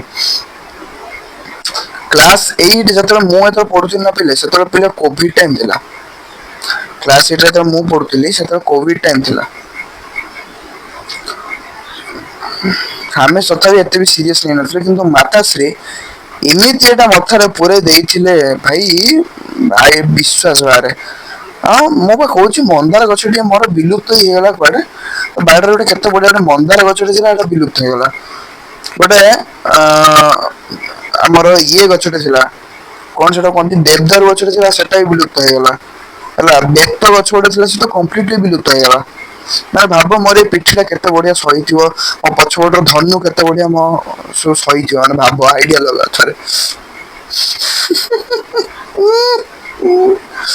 ହଉ ସାର୍, ଓଭର ଆକ୍ଟିଂ ହେଇଗଲା, 100 ଟଙ୍କା କଟା ହବ ଆପଣଙ୍କର। ୟୁଟ୍ୟୁବ ରେ ଆଗର ତମମାନଙ୍କର ସପୋର୍ଟ ଟା ମିଳେ, ସପୋର୍ଟ ତ କରୁନ, ପଇସା କାଟିବାର ରହିଛ, ସପୋର୍ଟ କର ଆଗର। ଭାରତରେ କଣ କଣ ନଦୀ ଗୁଡିକ ଅଛି ଦେଖ? ମୁଖ୍ୟ ନଦୀ ଗୁଡିକ ଗଙ୍ଗା ଅଛି, ବ୍ରହ୍ମପୁତ୍ର ଅଛି, ଗୋଦାବରୀ ଅଛି, କୃଷ୍ଣା ଅଛି, କାବେରୀ ଅଛି, ନର୍ମଦା ଅଛି, ତାପ୍ତି ଅଛି, ଶତଦ୍ରୁ ଅଛି, ରାବି ଅଛି, ବିତସ୍ତା ଅଛି। ମୁଖ୍ୟ ହ୍ରଦ ଗୁଡିକ କଣ କଣ ଅଛି? ଚିଲିକା, ଡାଲ ଆଉ ସମ୍ବର। ଓଡିଶାରେ କଣ କଣ? ଏତେ ନାଇଁ ବି ଆମ ଓଡିଶା ଗଭର୍ଣ୍ଣମେଣ୍ଟ ନା, ଓଡିଶାରେ ବୁଲି ବୁଲିକି ଆସିତେ ହିଁ ପଡିବ। ମହାନଦୀ, ବ୍ରାହ୍ମଣୀ, ବୈତରଣୀ, ସୁବର୍ଣ୍ଣରେଖା, ଋଷିକୁଲ୍ୟା ଇତ୍ୟାଦି। ଆଉ ଓଡିଶାରେ ବି ଚିଲିକା ଅଛି, ଆଉ ଗୋଟେ ଜିନିଷ ଏଠି କଣ, ଅଂଶୁପା, ହେଲା। ଏବେ ଆମେ ପଢିବା ଯେ ଜଳକୁ ନର୍ମାଲି ଗୋଟେ ମଣିଷ କୋଉଠି କୋଉଠି ବ୍ୟବହାର କରିପାରୁଛି। ମନୁଷ୍ୟ ଜଳକୁ ପାନୀୟ, ରନ୍ଧନ ଓ ପରିଷ୍କାର ପରିଚ୍ଛନ୍ନ କରିବା ଆଦି କାର୍ଯ୍ୟ ବ୍ୟବହାର କରିଥାଏ। ସକାଳୁ ଉଠି ମା ଆମର ପୋଛା ମାରୁଛନ୍ତି, ଏଠି ଆମ ଘରେ ଅଲଗା, ମୋ ଭାଇ ପୋଛା ମାରେ। ନର୍ମାଲି ଏଠି ଘରେ ନର୍ମାଲି ମା ପୋଛା ମାରନ୍ତି, ନହେଲେ କୋଉ ଚାକର କି ଚାକରାଣୀ ଯଦି ରଖିଥିବ ସିଏ ଆସି ପୋଛା ମାରେ। ଏହା ସହିତ ବିଭିନ୍ନ ଉପାଦାନ ଯଥା କୃଷି ଶିଳ୍ପ, ବିଦ୍ୟୁତ ଶକ୍ତି ଉତ୍ପାଦନ କାର୍ଯ୍ୟରେ ମଧ୍ୟ ବ୍ୟବହାର କରାଯାଇଥାଏ। ଏହା ବ୍ୟତୀତ ଜଳପଥରେ ଯାତ୍ରୀ ଓ ମାଲ ପରିବହନ ମଧ୍ୟରେ ବ୍ୟବହୃତ ହୋଇଥାଏ। ଆଗରୁ ତ ପୁଣି ଷ୍ଟିମ ଇଞ୍ଜିନ ଯାଉଥିଲା, ସେଥିରେ ପାଣି ଦରକାର ହଉଥିଲା। ସାର୍ ଏତେ କଥା ଅଛି। ତାହେଲେ ଯଦି ଜଳକୁ ଯଦି ଏତେ ବ୍ୟବହାର କରାଯାଉଛି, ତାହେଲେ ଜଳକୁ ବ୍ୟବହାର କରି କରି ଆମେମାନେ ଯୋଉ ଜଳକୁ ସାରିଦେଲୁଣି। ଯୋଉ ଆଗରୁ ଗାତ ଅଳ୍ପ ଟିକେ ଗାତ ଖୋଳିଲା ବେଳକୁ ପାଣି ମିଳୁଥିଲା, ଏବେ ସେତିକି ଗାତ ଖୋଳିଲେ ବି ପାଣି ମିଳୁନି। ଏହା ପଛରେ ପିଲେ ସାର୍ ତାର ରହସ୍ୟ କଣ? ତ ଚାଲନ୍ତୁ ପଳେଇବା ଜଳାଭାବ ବିଷୟରେ। ଉପରେ ଲିଖିତ କାର୍ଯ୍ୟ ଗୁଡିକ ପାଇଁ ପୂର୍ବରୁ ଯେଉଁ ପରିମାଣରେ ଜଳ ବ୍ୟବହାର କରାଯାଉଥିଲା, ବର୍ତ୍ତମାନ ଜନସଂଖ୍ୟା ବଢିବା ସହିତ ସେମାନଙ୍କର ଜୀବନ ଧାରଣ ମାନରେ ମଧ୍ୟ ଉନ୍ନତି ଘଟିବାରୁ ସେହି ପରିମାଣ ଠାରୁ ଢେର ଅଧିକା ଜଳ ଆବଶ୍ୟକ ହେଉଛି। ହଁ ସାର୍ ସତ କଥା। ଗୋଟେ ମଣିଷ ଚଳିବା ପାଇଁ ଯେତିକି ଦରକାର ହଉଥିଲା, ଏବେ ଫ୍ୟାମିଲିରେ 6 ଜଣ 7 ଜଣ। ପଠାଣ ମାନଙ୍କର ତ ଭାଇ ସେଙ୍କର ଅଲଗା ପ୍ରକାର ହିଁ ଚାଲିଛି। ଯୋଉଟା କି ତମେ କ୍ଲାସ 11 ବା ସିବିଏସଇ ପିଲାମାନେ କ୍ଲାସ 9th ଷ୍ଟାଣ୍ଡାର୍ଡ ପଢୁଥିବା ରିପ୍ରଡକ୍ସନ, ସେଟା ତାଙ୍କର ଚାଲିଛି ମାନେ ପଠାଣ ମାନଙ୍କର ଅସୀମିତ, ମାନେ ତାଙ୍କର 14-15ଟା।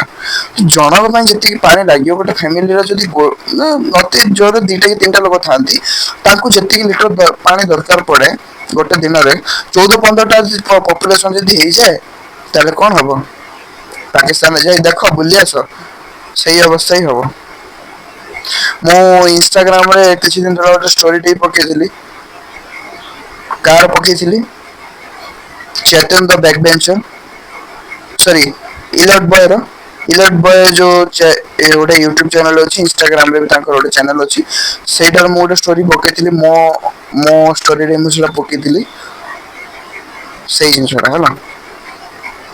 ଯଦି ଜାଣିନ, ମୋ ଇନଷ୍ଟାଗ୍ରାମ ପେଜ PSM20_08 ବା ଯାଇପାରିବ। PSM ବି power of science magic search ମାରିଦବ। ଯୋଉଭଳିଆ ତମେ ୟୁଟ୍ୟୁବରେ ମୋ ଆଇଡି ଖୋଜି ଆସୁଛ, ଇନଷ୍ଟାଗ୍ରାମରେ ସେଇଭଳିଆ ମୋ ଆଇଡି ଖୋଜିଛ, ଇଜିଲି ପାଇଯିବ ହେଲା।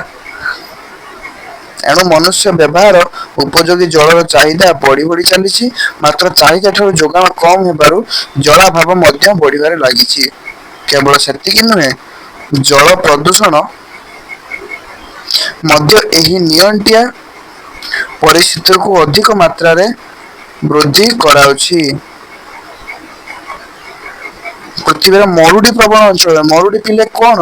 ମରୁଡି ପିଲେ ଇତିହାସରେ ତମେ ପଢିଥିବ, ମରୁଡି ପିଲେ ସେଇ ଜାଗା, ମରୁଡି ପିଲେ ଏମିତି ଗୋଟେ ସମୟ, ଯୋଉ ସମୟରେ କି ନା ତମ ପାଖରେ ଖାଇବା ଥିବ, ନା ତମ ପାଖରେ ପିଇବା ପାଇଁ ପାଣି ଥିବ, ଅପର୍ଯ୍ୟାପ୍ତ ପଇସା ଥିବ, କିନ୍ତୁ ପଇସା ଖାଇବ ନା। ସେ ପଇସା ପ୍ରତିବଦଳରେ ତମେ ଖାଇବା ତ ଆଣିବ, ପାଣି ତ ଆଣିବ, ସିନା ତମକୁ ପ୍ରକୃତି ଯୋଗେଇଲେ। ପ୍ରକୃତି, ଆବେ ତମ ପ୍ରକୃତି କଥା କହନି, ତମ ପ୍ରକୃତି ତ ତମକୁ କେବଳ ପାଣି ଯୋଗଉଛି, ଲିକ୍ୱିଡ ଯୋଗଉଛି। ପାଣି ଟା ନା ଲିକ୍ୱିଡ ଯୋଗଉଛି। ବଦମାସି ଏଗୁଡାକ, ବେଶୀ ଏଗୁଡାକ ଅଛନ୍ତି ଏଇଠି ବା। ତ ପିଲେ, ତମକୁ ପୃଥିବୀ ମାତା ସିନା ଦେଲେ ଖାଦ୍ୟ ପଦାର୍ଥ ତମେ ଆଣିପାରିବ, ପ୍ରତିବଦଳରେ ପଇସା ଖର୍ଚ୍ଚ କରି, ପଇସା ଅପର୍ଯ୍ୟାପ୍ତ ଥାଉ ସିନା ତମର ମାଟି ବା ଉର୍ବର ନାହିଁ, ତମେ ପା ଏଠି ଚାଷ କରିପାରୁନ, ପାଣି ନାହିଁ ତମେ ଚାଷ କ୍ଷେତ୍ରରେ ଦବ। ମୂଳରେ ଭାଇ, ସବୁରି ମୂଳରେ ପାଣି। ପାଣି ଟାକୁ ବି ବନ୍ଦ କରିଦେଲେ ମାଟି ଉର୍ବର ଥାଉ। ଆରେ ଗଛଟାକୁ ବଢିବା ପାଇଁ ପାଣି ତ ଦରକାର। ଆଉ ସେ ପାଣି ଆଣିବ କୋଉଠୁ? ଜନ୍ମ କରିବ ନା ସେ ପାଣି। ସେଇଟା କୁହାଯାଏ ପିଲେ ମରୁଡି ଅବସ୍ଥା। ତ ପୃଥିବୀରେ, ତ ପିଲେ ପୃଥିବୀର ମରୁଡି ପ୍ରବଳ ଅଞ୍ଚଳ ତାହେଲେ କୋଉ କୋଉ ଗୁଡାକ ଅଛି? ନା ଗୋଟେ ହଉଛି ପିଲେ ଆଫ୍ରିକାର ଅଧିକାଂଶ ଅଞ୍ଚଳ ମରୁଡି ପ୍ରବଣ ଏରିଆ। କାରଣ ହେଠି ସିନା ପାଣି ମିଳୁଛି, ବଟ୍ ସେଠିକା ଲୋକମାନେ ଏତେ ବି ଉନ୍ନତ ନୁହେଁ ଯେ ପାଣିକୁ ଆକ୍ଚୁଆଲି ୟୁଜ କରିବା କୋଉଠି, କେମିତି ୟୁଜ କରିବା, କଣ ୟୁଜ କରିବା, ସେଟା ହାଲକା ଜ୍ଞାନ ଅଛି, ସମ୍ପୃକ୍ତ କମ୍ପ୍ଲିଟଲି ଜ୍ଞାନ ନାହିଁ।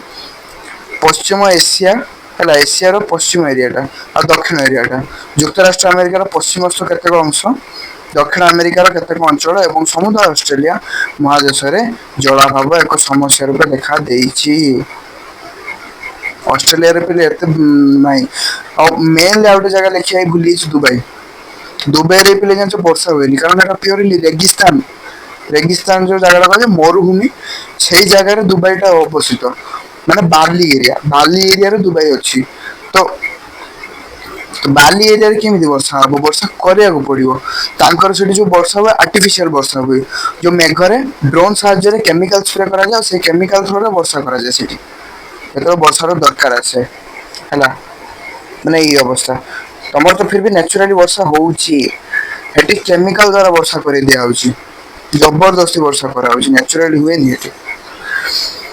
ସେହି ସବୁ ଅଞ୍ଚଳର ବାର୍ଷିକ ଓ ଋତୁକାଳୀନ ବୃଷ୍ଟିପାତର ପାର୍ଥକ୍ୟ ହିଁ ସେଠାକାର ଜଳାଭାବର ପ୍ରଧାନ କାରଣ। ତୁମେ ଜାଣିଛ କି ପିଲେ? 2 ଘଣ୍ଟା ଧରି ଲଗାଣ ବର୍ଷା ହେଲେ ସାଧାରଣ ଛାତ ଉପରେ 800 ଲିଟର ବୃଷ୍ଟି ପାଏ। ତମ ବୋଟଲ କେତେ? ତମ ଗୋଟେ ବିସଲେରି ବୋଟଲ କେତେ? 10 ଟଙ୍କାର ଗୋଟେ ଲିଟରିକିଆ ବିସଲେରି ବୋତଲ ନେଇକି ଆସୁଛ କି 3 ଲି ବୋତଲ ନେଇକି ଆସୁଛ କି ଟାଟା କପର ବୋଟଲ ନେଇକି ଆସୁଛ, 10 ଟଙ୍କା ଖର୍ଚ୍ଚ କରି ଗୋଟେ ଲିଟରିଆ ବୋତଲ ନେଇକି ଆସୁଛ। ଗୋଟେ ଲିଟର ପାଣି ତମେ ଠିକ ସେ ପିଇ ପାରୁନ, 800 ଲିଟର, ତାମାନେ 800 ବୋତଲର ପାଣି କେତେ ହେଇଥିବ ଆଇଡିଆ ଲଗାଅ। 800 ଲିଟର ବୃଷ୍ଟି ପଡିଥାଏ। ସେଇ ଜଳକୁ ଯଦି ନଳ ସାହାଯ୍ୟରେ ଏକ ନିର୍ଦ୍ଦିଷ୍ଟ ସ୍ଥାନରେ ଏକତ୍ର କରି ଜଳାଭାବ ସମୟରେ ବ୍ୟବହାର କରାଯାଏ, ତାହାକୁ ବୃଷ୍ଟି ଜଳ ଅମଳ ପ୍ରକଳ୍ପ କୁହାଯାଏ, ଯୋଉଟା କି ମ୍ୟାକ୍ସିମମ୍ ରାଜସ୍ଥାନରେ ଏଇ କାମଟା ହୁଏ। କାରଣ ରାଜସ୍ଥାନ ବି ଗୋଟେ ପ୍ରକାର ମରୁଭୂମି ଅଞ୍ଚଳ।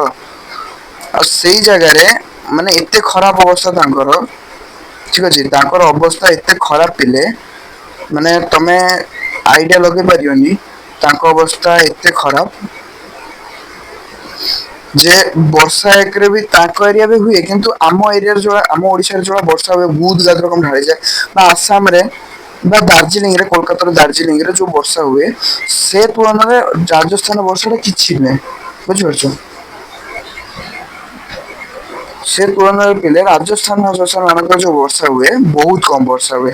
ତ ସେମାନେ ଏଇ ଷ୍ଟେପ ଗୁଡାକୁ ଅବଲମ୍ବନ କରନ୍ତି, ଛାତଟାକୁ ଗଡାଣିଆ ଟିକେ କରନ୍ତି, ଗଡାଣିଆ କରନ୍ତି ବି ଏମିତି ଜାଗାରେ ଗୋଟେ ଜାଗାରୁ ସେମାନେ ପଏଣ୍ଟ କାଢିଥିବେ, ଗୋଟେ ପାଇପ ରୁ ସେମାନେ ଗୋଟେ ପଏଣ୍ଟ କାଢିଥିବେ, ଆଉ ସେ ପଏଣ୍ଟ ରୁ ପାଣି ଗୁଡିକ ବାହାରେ ନିଷ୍କାସିତ ହୁଏ ହେଲା। ଆଉ ଏଇ ବୃଷ୍ଟି ଜଳ ଅମଳ ପ୍ରକଳ୍ପ ରାଜସ୍ଥାନରେ ମ୍ୟାକ୍ସିମମ୍ ଲୋକମାନେ କରନ୍ତି। ଆମ ଲୋକମାନେ କରନ୍ତିନି, କାହିଁ କରନ୍ତିନି ଦେଖ ପିଲେ, ଗୋଟେ ଜିନିଷର ଭ୍ୟାଲୁ ତମେ ସେତେବେଳେ ଜାଣିପାରିବ ଯେତେବେଳେ ସେଇ ଜିନିଷ ଟା ଆମ ପାଖରେ ଉପଲବ୍ଧ ନଥାଏ ହେଲା। ଗୋଟେ ଜିନିଷର ଭ୍ୟାଲୁ ଆମକୁ ସେତେବେଳେ ଜଣା ପଡେ ଯେ ଯେତେବେଳେ ସେ ଜିନିଷଟା ଆମ ପାଖରେ ନଥାଏ ହେଲା। ଏଇନେ ତମ ବାପା ମାଙ୍କର ତମେ କେୟାର କରୁନ, ଚିନ୍ତା କରି ଦେଖ ଯାହାର ବାପାଙ୍କର ଡେଥ ହେଇଛି ଗୋଟେ ଫ୍ୟାମିଲିରେ, କି ମାଙ୍କର ଡେଥ ହେଇଛି, ତ ବାପାଙ୍କର ଡେଥ ହେଇଛି ମାନେ କଣ ଫ୍ୟାମିଲି ଇନକମ ସୋର୍ସ 90% ଠପ୍ ହେଇଗଲା ନା। ଆଉ ଗୋଟେ ଲେଡି ଟେ କେତେ କାମ କରିପାରିବ, ନର୍ମାଲି ଗୋଟେ ମିଡିଲ କ୍ଲାସ ଫ୍ୟାମିଲି କଥା ମୁଁ କହିବି, ଗୋଟେ ଲେଡି ଟେ କେତେ କାମ କରିପାରିବ, କରିପାରିବନି। ଏମିତିରେ ତମ ବାପାଙ୍କ ପଇସାରେ ଉଡେଇ ଦଉଛ, ବାପାଙ୍କୁ କହିଦଉଛ ବାପା ଆଜି ମୋର ଜିଓ ର ରିଚାର୍ଜ ସରିଗଲା, ବାପା ଆଜି ଏଇଟା ହେଲା, ବାପା ଆଜି ସେଇଟା ହେଲା। ଯେତେବେଳେ ଇଏ ହବ, ବାପା ଅଛନ୍ତି, ବାପା ପଇସା ଇନକମ କରୁଛନ୍ତି, ତ ବାପା ମାଙ୍କୁ କହିପାରୁଛ। ବାପା ନଥିଲେ କଣ କରିବ ନା, ସାର କିଛି କରିହବନି। ସେଇ ଜିନିଷ ଜଳ ତାଙ୍କୁ ଷ୍ଟାର୍ଟିଂରୁ ମିଳୁଥିଲା, ଯୋଉଟାର କେୟାର ଆମର ପୂର୍ବଜ ମାନେ, ଆମର ପୂର୍ବ ପୁରୁଷ ମାନେ ନେଲେ ନାହିଁ, ତାର ଆମେ ଏବେ ଦୋଷ ଭୋଗୁଛୁ। କାହିଁକିନା ଆମ ସମୟ ଏବେ ଏମିତି ଆସିଗଲାଣି ଜଳ ଅଭାବ ଦେଖା ଦଉଛି ହେଲା। ତ ୟା ପରେ ତମେ ତ ଚାକିରି କରୁଥିବ, ସେତେବେଳେ ବି ତମକୁ ବି ମେ ବି ଏମିତି ଅବସ୍ଥା ଆସିପାରେ ବିସ୍ଲେରି ତମକୁ ଏଇ ପାକିସ୍ତାନ ଭଳିଆ ଅବସ୍ଥା ଆସିପାରେ ଆମର, କି ବିସ୍ଲେରି ଆମକୁ 20 ଟଙ୍କା କି 30 ଟଙ୍କା ଦେଇକି ଆମକୁ ଗୋଟେ ବିସ୍ଲେରି ବୋଟଲ କିଣି ରଖିବାକୁ ପଡିବ, କାରଣ ପିଇବା ପାଣି ତ ଘରେ ମିଳିବନି। ସତ କେନ୍ ଟାର ପଛପଟରେ ନେଇ ବୁଲିବ, ଇନଭର୍ଟର ଗୋଟେ ପଛପଟରେ ନେଇ ବୁଲିବ, ପାଣି ଟାଙ୍କି ଗୋଟେ ପଛପଟରେ ନେଇ ବୁଲିବ ହେଲା। ତ ଜଳ ସମ୍ବଳ ସଂରକ୍ଷଣ କେମିତି କରିପାରିବ, ବକ୍ସରେ ଗୋଟେ କରି ଦିଆଯାଇଛି ଦେଖ। ମନୁଷ୍ୟ ବ୍ୟବହାର ଉପଯୋଗୀ ଜଳର ଅଭାବ ବର୍ତ୍ତମାନ ପୃଥିବୀରେ ଏକ ଉତ୍କଟ ସମସ୍ୟା। ଜଳଭାବକୁ ରକ୍ଷା ପାଇବାକୁ ହେଲେ ଦ୍ରୁତ ଗତିରେ କ୍ଷୟ ହେଉଥିବା ଏହି ମୂଲ୍ୟବାନ ସମ୍ବଳର ସଂରକ୍ଷଣ ଅତି ଜରୁରୀ। ଜଳ ଏକ ନବୀକରଣ ଯୋଗ୍ୟ ସମ୍ବଳ ହୋଇଥିଲେ ମଧ୍ୟ ପ୍ରଦୂଷଣ ଯୋଗୁଁ ମନୁଷ୍ୟ ବ୍ୟବହାର ଉପଯୋଗୀ ଜଳର ପରିମାଣ ହ୍ରାସ ପାଉଛି। କେମିତି ପ୍ରଦୂଷଣ, ଯୋଉ ପ୍ଲାଷ୍ଟିକ ଜରି ଫରି ଯୋଉ ପୁରେଇ ଦଉଛ, ଆଉ ସେ ଜରି ଫରି ପୁରେଇବା ଦ୍ଵାରା କଣ ହଉଛି ନା ମୃତ୍ତିକା ତା ଜଳ ଧାରଣ କ୍ଷମତା ହରେଇ ଦଉଛି, ଯୋଉ ବର୍ଷା ହଉଛି ମୃତ୍ତିକାକୁ ପାଣି ଯାଇପାରୁନି। ହଁ ସେଇଟା ସତ କଥା। ସେଥିପାଇଁ ବାରମ୍ବାର ବ୍ୟବହୃତ ହୋଇ ଅପରିଷ୍କାର ହେଉଥିବା ଜଳ କଳକାରଖାନା, ଡାକ୍ତରଖାନା ଓ ସହରାଞ୍ଚଳରେ ନାଳ ନର୍ଦ୍ଦମାର ଜଳ ଏବଂ ସାର ଓ କୀଟନାଶକ ବ୍ୟବହାର ହୋଇଥିବା କୃଷି କ୍ଷେତ୍ରର ଜଳକୁ ପରିଷ୍କୃତ ନକରି ପ୍ରବାହ ଜଳରେ ମିଶିବାକୁ ଦିଆଯିବା ଅନୁଚିତ। ଯୋଉ ବର୍ଷା ପାଣି ଯୋଉ ଆସୁଛି ବା ତମର ସେ ଯୋଉ ଉପରେ ଯୋଉ ଲେଖା ହେଇଥିଲା ଯୋଉ ଛାତ ଉପରେ 800 ଲିଟର ଜଳ ଯୋଉ ବଞ୍ଚୁଛି ତାକୁ ଆଟଲିଷ୍ଟ ତମେ ସେଭ୍ ତ କର। ତାକୁ ବି ସେଭ୍ କରି ରଖିଲେ ତମର ବହୁତ ଲାଭ ହଉଛି। ଭଲସେ ଦେଇକି ନାଳ ନର୍ଦ୍ଦମା ଛାଡିଦେଲେ କଣ ଲାଭ, ସେ ତ ଗନ୍ଦା ହେଇଗଲା ନା ଆହୁରି। ଭଲ ପାଣି ତମକୁ ପ୍ରକୃତି ଦଉଛି, ତମେ ତାକୁ ଗନ୍ଦା କରିଦଉଛ।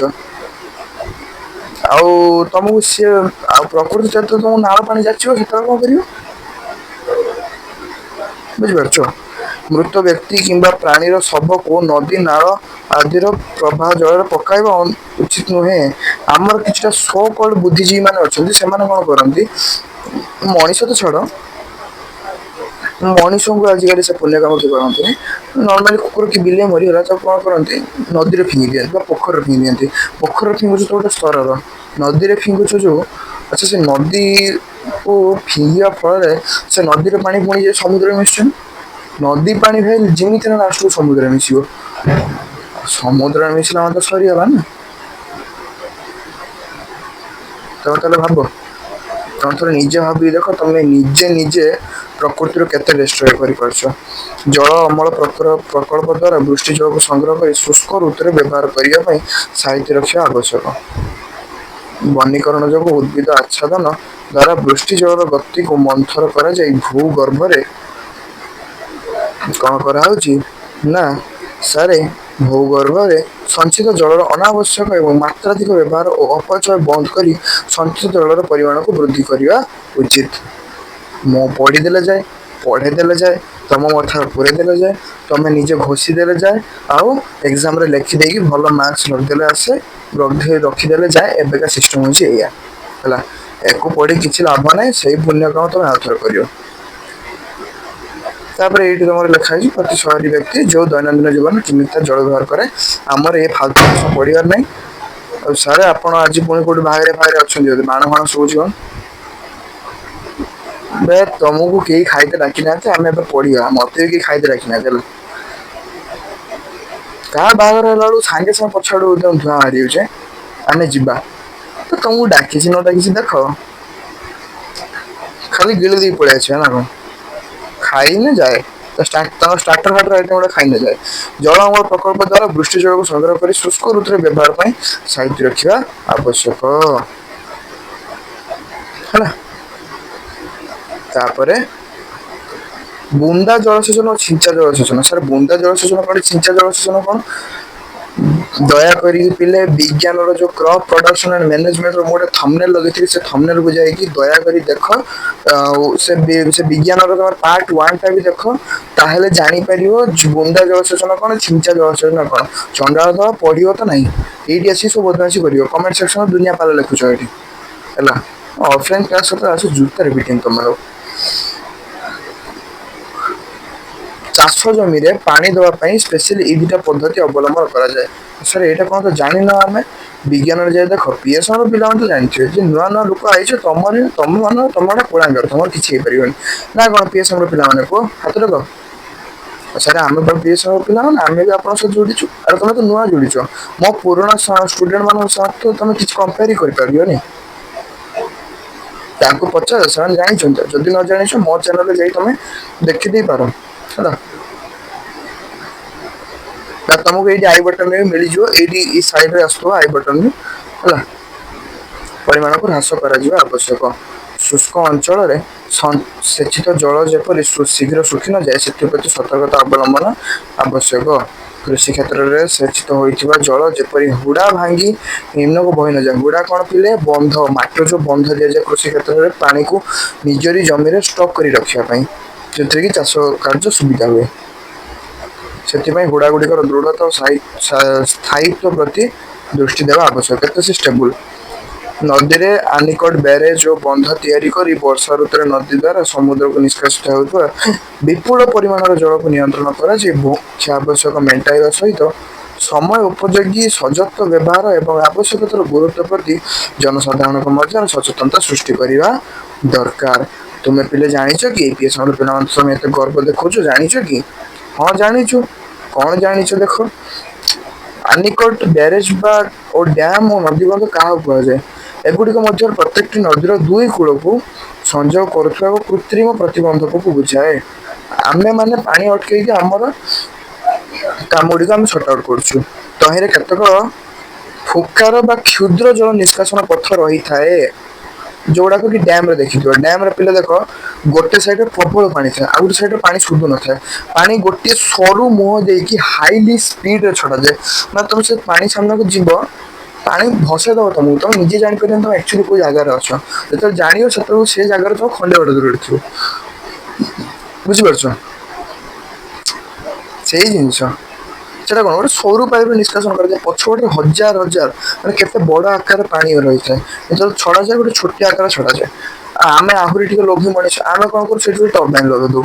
ଟର୍ବାଇନର ପ୍ରପେଲର ବାଜିକି କଣ ହୁଏ ନା, ସେ ଜଳଟି ବିଦ୍ୟୁତ ଉତ୍ପାଦନ କରିବାର ସକ୍ଷମ ହୁଏ। ଟ୍ରାନ୍ସଫର୍ମର ଜରିଆରେ ଆମେ ଲୋକଙ୍କ ଘରକୁ ପଠେଇ ଦଉ। ତ ଏବେ ସେଗୁଡିକ ପଢିବା ଯେ କୋଉ କୋଉ ସେ ଯୋଉ ନଦୀ ହ୍ରଦ ଗୁଡିକ ଲିଷ୍ଟ କଣ ପଢିକି ଆଇଲ। ସେ ନଦୀ ହ୍ରଦର କୋଉ କୋଉ ଜାଗାରେ କଣ କୋଉ କୋଉ ଏଇ ଯୋଉ ଆନିକଟ ହଉ, ବ୍ୟାରେଜ ହଉ, ଡ୍ୟାମ ବା ନଦୀ ବନ୍ଧ, ଏଗୁଡିକୁ କୋଉ ଜାଗାରେ କୋଉଠି ବ୍ୟବହାର କରାଯାଏ ସେଇଟା ଆମେ ଜାଣିବା। ଆନିକଟ ପିଲା କୋଉଠି ବ୍ୟବହାର କରାଯାଏ ଦେଖ, ଏହା ପ୍ରାୟ 2 ମିଟର ଉଚ୍ଚତା ବିଶିଷ୍ଟ ପରସ୍ପର ସଂଲଗ୍ନ ଲୌହ ଫଳକ ଦ୍ୱାରା ନିର୍ମିତ ପ୍ରତିବନ୍ଧକ। ତ ଏଇଠି ପିଲା ତାହେଲେ କଣ କହିଲା, ଏହା ପ୍ରାୟ 2 ମିଟର ଉଚ୍ଚତା ବିଶିଷ୍ଟ ପରସ୍ପର ସଂଲଗ୍ନ ଲୌହ ଫଳକ ମାନେ ଲୁହାରେ ତିଆରି ହେଇଥିବା ଗୋଟେ ପ୍ରତିବନ୍ଧକ। 2 ମିଟର ଉଚ୍ଚତା ମାନେ ଜାଣିପାରୁଛ ନା, ଗୋଟେ ମଣିଷ, 1 ମିଟର ଯିବ 3 ଫୁଟ ହେଲା। 1 metre, sorry 1 metre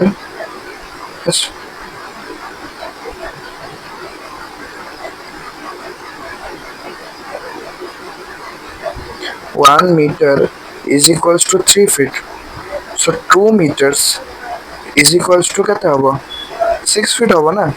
3 feet into 2 which implies 6 feet.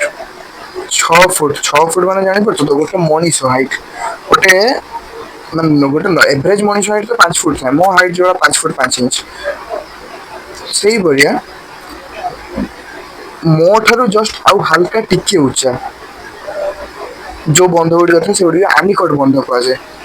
ଏହା ଦ୍ୱାରା ନଦୀର ଜଳ ସ୍ରୋତକୁ ବାନ୍ଧି ରଖି ନଦୀ ଶଯ୍ୟାରେ ଏକ ଜଳ ଭଣ୍ଡାର ସୃଷ୍ଟି କରାଯାଏ। ଏଇ ଯୋଉ ସିଷ୍ଟମଟା, ଏଇଟା ସ୍ପେସିଆଲି ଛୋଟ ଛୋଟ ନଦୀ ମାନଙ୍କରେ କରାଯାଏ ହେଲା। ଗାଁ ଆଡେ ବହି ଯାଉଥିବା ଛୋଟ ଛୋଟ ନଦୀ ମାନଙ୍କରେ ଏଇ ସିଷ୍ଟମଟା କରାଯାଏ। ନଦୀରେ କେତେ ଆଉ ପାଣି ଆସିବ, ବେଶୀ ପାଣି ଆସେନି, ସେଇ ଜାଗାରେ ସିଷ୍ଟମଟି କରାଯାଏ। କରିକି ଏକ ଜଳ ଭଣ୍ଡାର ସୃଷ୍ଟି କରାଯାଏ। ବର୍ଷା ଦିନେ ଅଧିକ ହେଉଥିବା ଜଳ ଉପର ଦେଇ ବୋହିଯାଏ। ସେଇ ଜଳ ଭଣ୍ଡାର ଉଭୟ ପାର୍ଶ୍ଵ, କାରଣ ତାଙ୍କୁ ଯେତିକି ଦରକାର ସେମାନେ ସେତିକି ଉଚ୍ଚାର କରିଦିଅନ୍ତି। ଧର ବର୍ଷା ଦିନେ ଏକ୍ସଟ୍ରା ଯୋଉ ପାଣି ହୁଏ, ସେଟା ସେ ବନ୍ଧ ଉପର ଦେଇକି ଭାସିକି ପଳାଏ। ଅଧିକା ପାଣି ଆମକୁ ଦରକାର ନାହିଁ, କାରଣ ଅଧିକା ପାଣି ହେଲେ ବି ଗାଁ ଭସେଇ ଦେବାର ଚାନ୍ସେସ୍ ଅଛି। ତ ଅଧିକା ପାଣି ହେଲେ ସେ ଉପର ବାଟେ ବାହାରିଯିବ ହେଲା। ଯେ ଧରାଯାଉ ଏଇଟା ପିଲା ଗୋଟେ ବନ୍ଧ ଅଛି ହେଲା, ପାଣି ଏତିକି ଉଚ୍ଚାରେ ରହୁଛି ହେଲା, ଏତିକି ଉଚ୍ଚାରେ ବି ଧରାଯାଉ ପାଣି ରହୁଛି। ଯେତେବେଳେ ବର୍ଷା ହଉଛି ତ ପାଣି କଣ ହଉଛି ନା, ପାଣି ଏଇ ଉପର ବାଟେ ଫ୍ଲୋ କରିକି ବାହାରି ଯାଉଛି ହେଲା। ଏତିକି ପୁରା ରହିଲା ପାଣି ହେଲା। ପାଣି କଣ ହଉଛି, ଏ ଉପର ବାଟେ ବାହାରିକି ପଳଉଛି। ଆମକୁ ଯେତିକି ଦରକାର ଆମେ ସେତିକି ପାଣି ରଖୁଛେ ନିଜ ପାଖରେ ହେଲା। ତ ସେଇ ଜଳ ଭଣ୍ଡାରର ଏଇଟା ପିଲା ସ୍ପେସିଆଲି କରାଯାଏ ଗ୍ରୀଷ୍ମ ଦିନ ପାଇଁ, କାରଣ ଖରା ଦିନ ନଦୀ ନାଳ ସବୁ ଶୁଖିଯାଏ ନା, ଖରା ଏତେ ଜୋରରେ ନଦୀ ନାଳ ସବୁ ଶୁଖିଯାଏ। ଯଦି ଜଳ ଭଣ୍ଡାରଟେ ଷ୍ଟାର୍ଟିଂରୁ କରିଥିବ, ତାହେଲେ ତ ନଦୀର ପାଣି ଯଦି ତମେ ସଞ୍ଚୟ କରିକି ରଖିଥିବ, ତାହେଲେ ତ ଖରାଦିନିଆ ତମେ ଆଟଲିଷ୍ଟ ତାକୁ ପିଇବା ପାଣି ତ କାମରେ ଲଗେଇ ପାରିବ। ସେଇ ଜିନିଷଟା ଏଠି କୁହାହଉଛି। ସେହି ଜଳଭଣ୍ଡାରର ଉଭୟ ପାର୍ଶ୍ୱରୁ କେନାଲ ଦ୍ୱାରା ଜଳ ନିଷ୍କାସନ କରି କୃଷି କ୍ଷେତ୍ରରେ ଜଳସେଚନ କରାଯାଏ ହେଲା। ଏଇଟା ଥିଲା ପିଲେ ଆନିକଟ କଥା। ଏବେ ଆସୁଛି ବ୍ୟାରେଜ। ବ୍ୟାରେଜ କଣ ପିଲେ, ବ୍ୟାରେଜ ହଉଛି ଆନିକଟ ଠାରୁ ଏହା ଅଧିକ ଉଚ୍ଚତା ବିଶିଷ୍ଟ ଲୌହ ଫଳକ ସଂଯୋଗରେ ନିର୍ମିତ ହୋଇଥାଏ। ତା ବଡ ଭାଇ, ଠିକ ଅଛି, ଆନିକଟର ବଡ ଭାଇ ଯୋଉଟା ହେଉଛି ବ୍ୟାରେଜ। ସେଟା ଆନିକଟ ଠାରୁ ଟିକେ ଉଚ୍ଚାରେ ଥାଏ, ଲୌହ ଫଳକ ସଂଯୋଗରେ ନିର୍ମିତ ହୋଇଥାଏ ଏବଂ ଅଧିକ ଆୟତନ ଓ ଗଭୀରତା ବିଶିଷ୍ଟ ଜଳଭଣ୍ଡାର ସୃଷ୍ଟି କରି ବର୍ଷ ସାରା କେନାଲକୁ ଜଳ ଯୋଗାଇଥାଏ। ଏଟା କେନାଲକୁ ଜଳ ଯୋଗାଇବା ପାଇଁ ସ୍ପେଶାଲି ଏଟା ବ୍ୟବହାର କରାଯାଏ ହେଲା। ଛୋଟ ଛୋଟ କେନାଲ ମାନଙ୍କରେ ଜଳ ଯୋଗାଇବା ପାଇଁ ବ୍ୟାରେଜଟା ବ୍ୟବହାର କରାଯାଏ। ତାପରେ ଆସୁଛି ସବକା ବାପ, ସମସ୍ତଙ୍କ ବାପା କିଏ, ନଦୀ ବନ୍ଧ ବା ଡ୍ୟାମ। जोटा कि आम मेनली दरकार होता है जो विद्युत शक्ति उत्पादन कर तो गाँवली मान व्यवहार कराए गाँव में बैरिस्टर टी उन्नत सहर मान व्यवहार कराए किंतु जो कथा आस गोटे राज्य को गोटे देश को जिते बड़े आम विद्युत उत्पादन कर जगह जल संचय कर देश कम लगे सहीटा कौटी व्यवहार कर देख नदी बंध बा डैम कौन से गुड़ाक हीराकुद नदी बंध डैम देख हदगड़ डैम देख सस्ता सुंदर मजबूत मैक्सीम लोग हीराकुद जाई न जाए तो हदगड़ मैक्सीम पिला जाशार पिला हाँ तो किए पिला जाइए मत कमेंट सेक्शन में कहतु मो पिले मो जीवन काल टोटाल 3 थर जाइए हदगड़ नदीर उभय कूल को संजोग करुवा कंक्रीट और माटीर बंध को डैम कहुए माटीर बंध कि करूना माटी बंध धसिक पड़े वर्षा वर्षा कि अधिका पानी होगा माटी बंध सही धसिक पड़े कंक्रीटर बंध सब आड़े कराई यह जलसेचन विद्युत शक्ति उत्पादन बन्या नियंत्रण आदि विभिन्न उद्देश्य पूरण करे बैरेज डैम सहित सड़क सेतु रही है मात्र आनिकट क्षेत्र में सेतु निर्मित हो न थाए माने ए लाइन टा पिले कौन कहला जान परछु बैरेज और डैम सहित सड़क सेतु रही है माने ता ऊपर देकी तुम एटलिस्ट जीवा से कर परछो हदगड़ डैम ऊपर जो रास्ता टी करा हिची हदगड़ डैम ऊपर रास्ता देखितो से रास्ता ऊपर तुम जीवा से कर परछो हां सरे कर परछो आनिकोट ऊपर से काम कर परियो एनिकोट गोटे पटरा गोटे लेयर था जस्ट ए भलिया ता ऊपर तुम कि ठिया तो हे पारे जीवा से करे तो पछो बुझ परछो सही जिनसटा हुए so this is the complete information about your water resource बा जल संबल विषय एटा थिला कंप्लीटली तथ्य आजिका पे पिले एति थाउ देखा हम आसंता क्लास रे तुम सहित देखा हम तुम सहित आसंता गोटे आसंता वीडियो रे गोटे न्यू टॉपिक सहित जोडा होची पिले प्राकृतिक उद्भिद और वन्य प्राणी बेसी खुशी होन तो विषय सने विषय आ गोटे पार्ट दीटा पार्ट सइला भू संबल सइला आ जल संबल सइला एटा एबे आसे प्रकृति तुमको भूमि देला जल देला एबे प्रकृति तुमको प्राकृतिक उद्भिद और वन्य प्राणी विषय जानिया चाहछि प्रकृति सारे किछि जानिया चाहनि सरकार हमर बेसी लोड बढ़ौछि विषयटा सार सरुनी काई कौन करी यार तुम बेसी विरक्त मत लगुच देखो विषय किसी ना है खाली खाली तुम मन रखा बहुत किसी दे देछि नले विषय किसी ना सरकार भी चंडाल है सरकार भी जानी तुम विषय पढ़ियोनी से विषय मन रखा एत किसी जिन भरी देछि तुम तुम मन रखी जाई परियोनी गोटे बुझिपार तो से जिनटा हूँ है तो पिले देखा हम तुम सहित आसंता क्लास रे एही टॉपिक सहित सेते पर्यंत निजर वर्षार ध्यान रखियो है तो देखा जो आसंता वीडियो तुम सहित है सेते पर्यंत बाय बाय।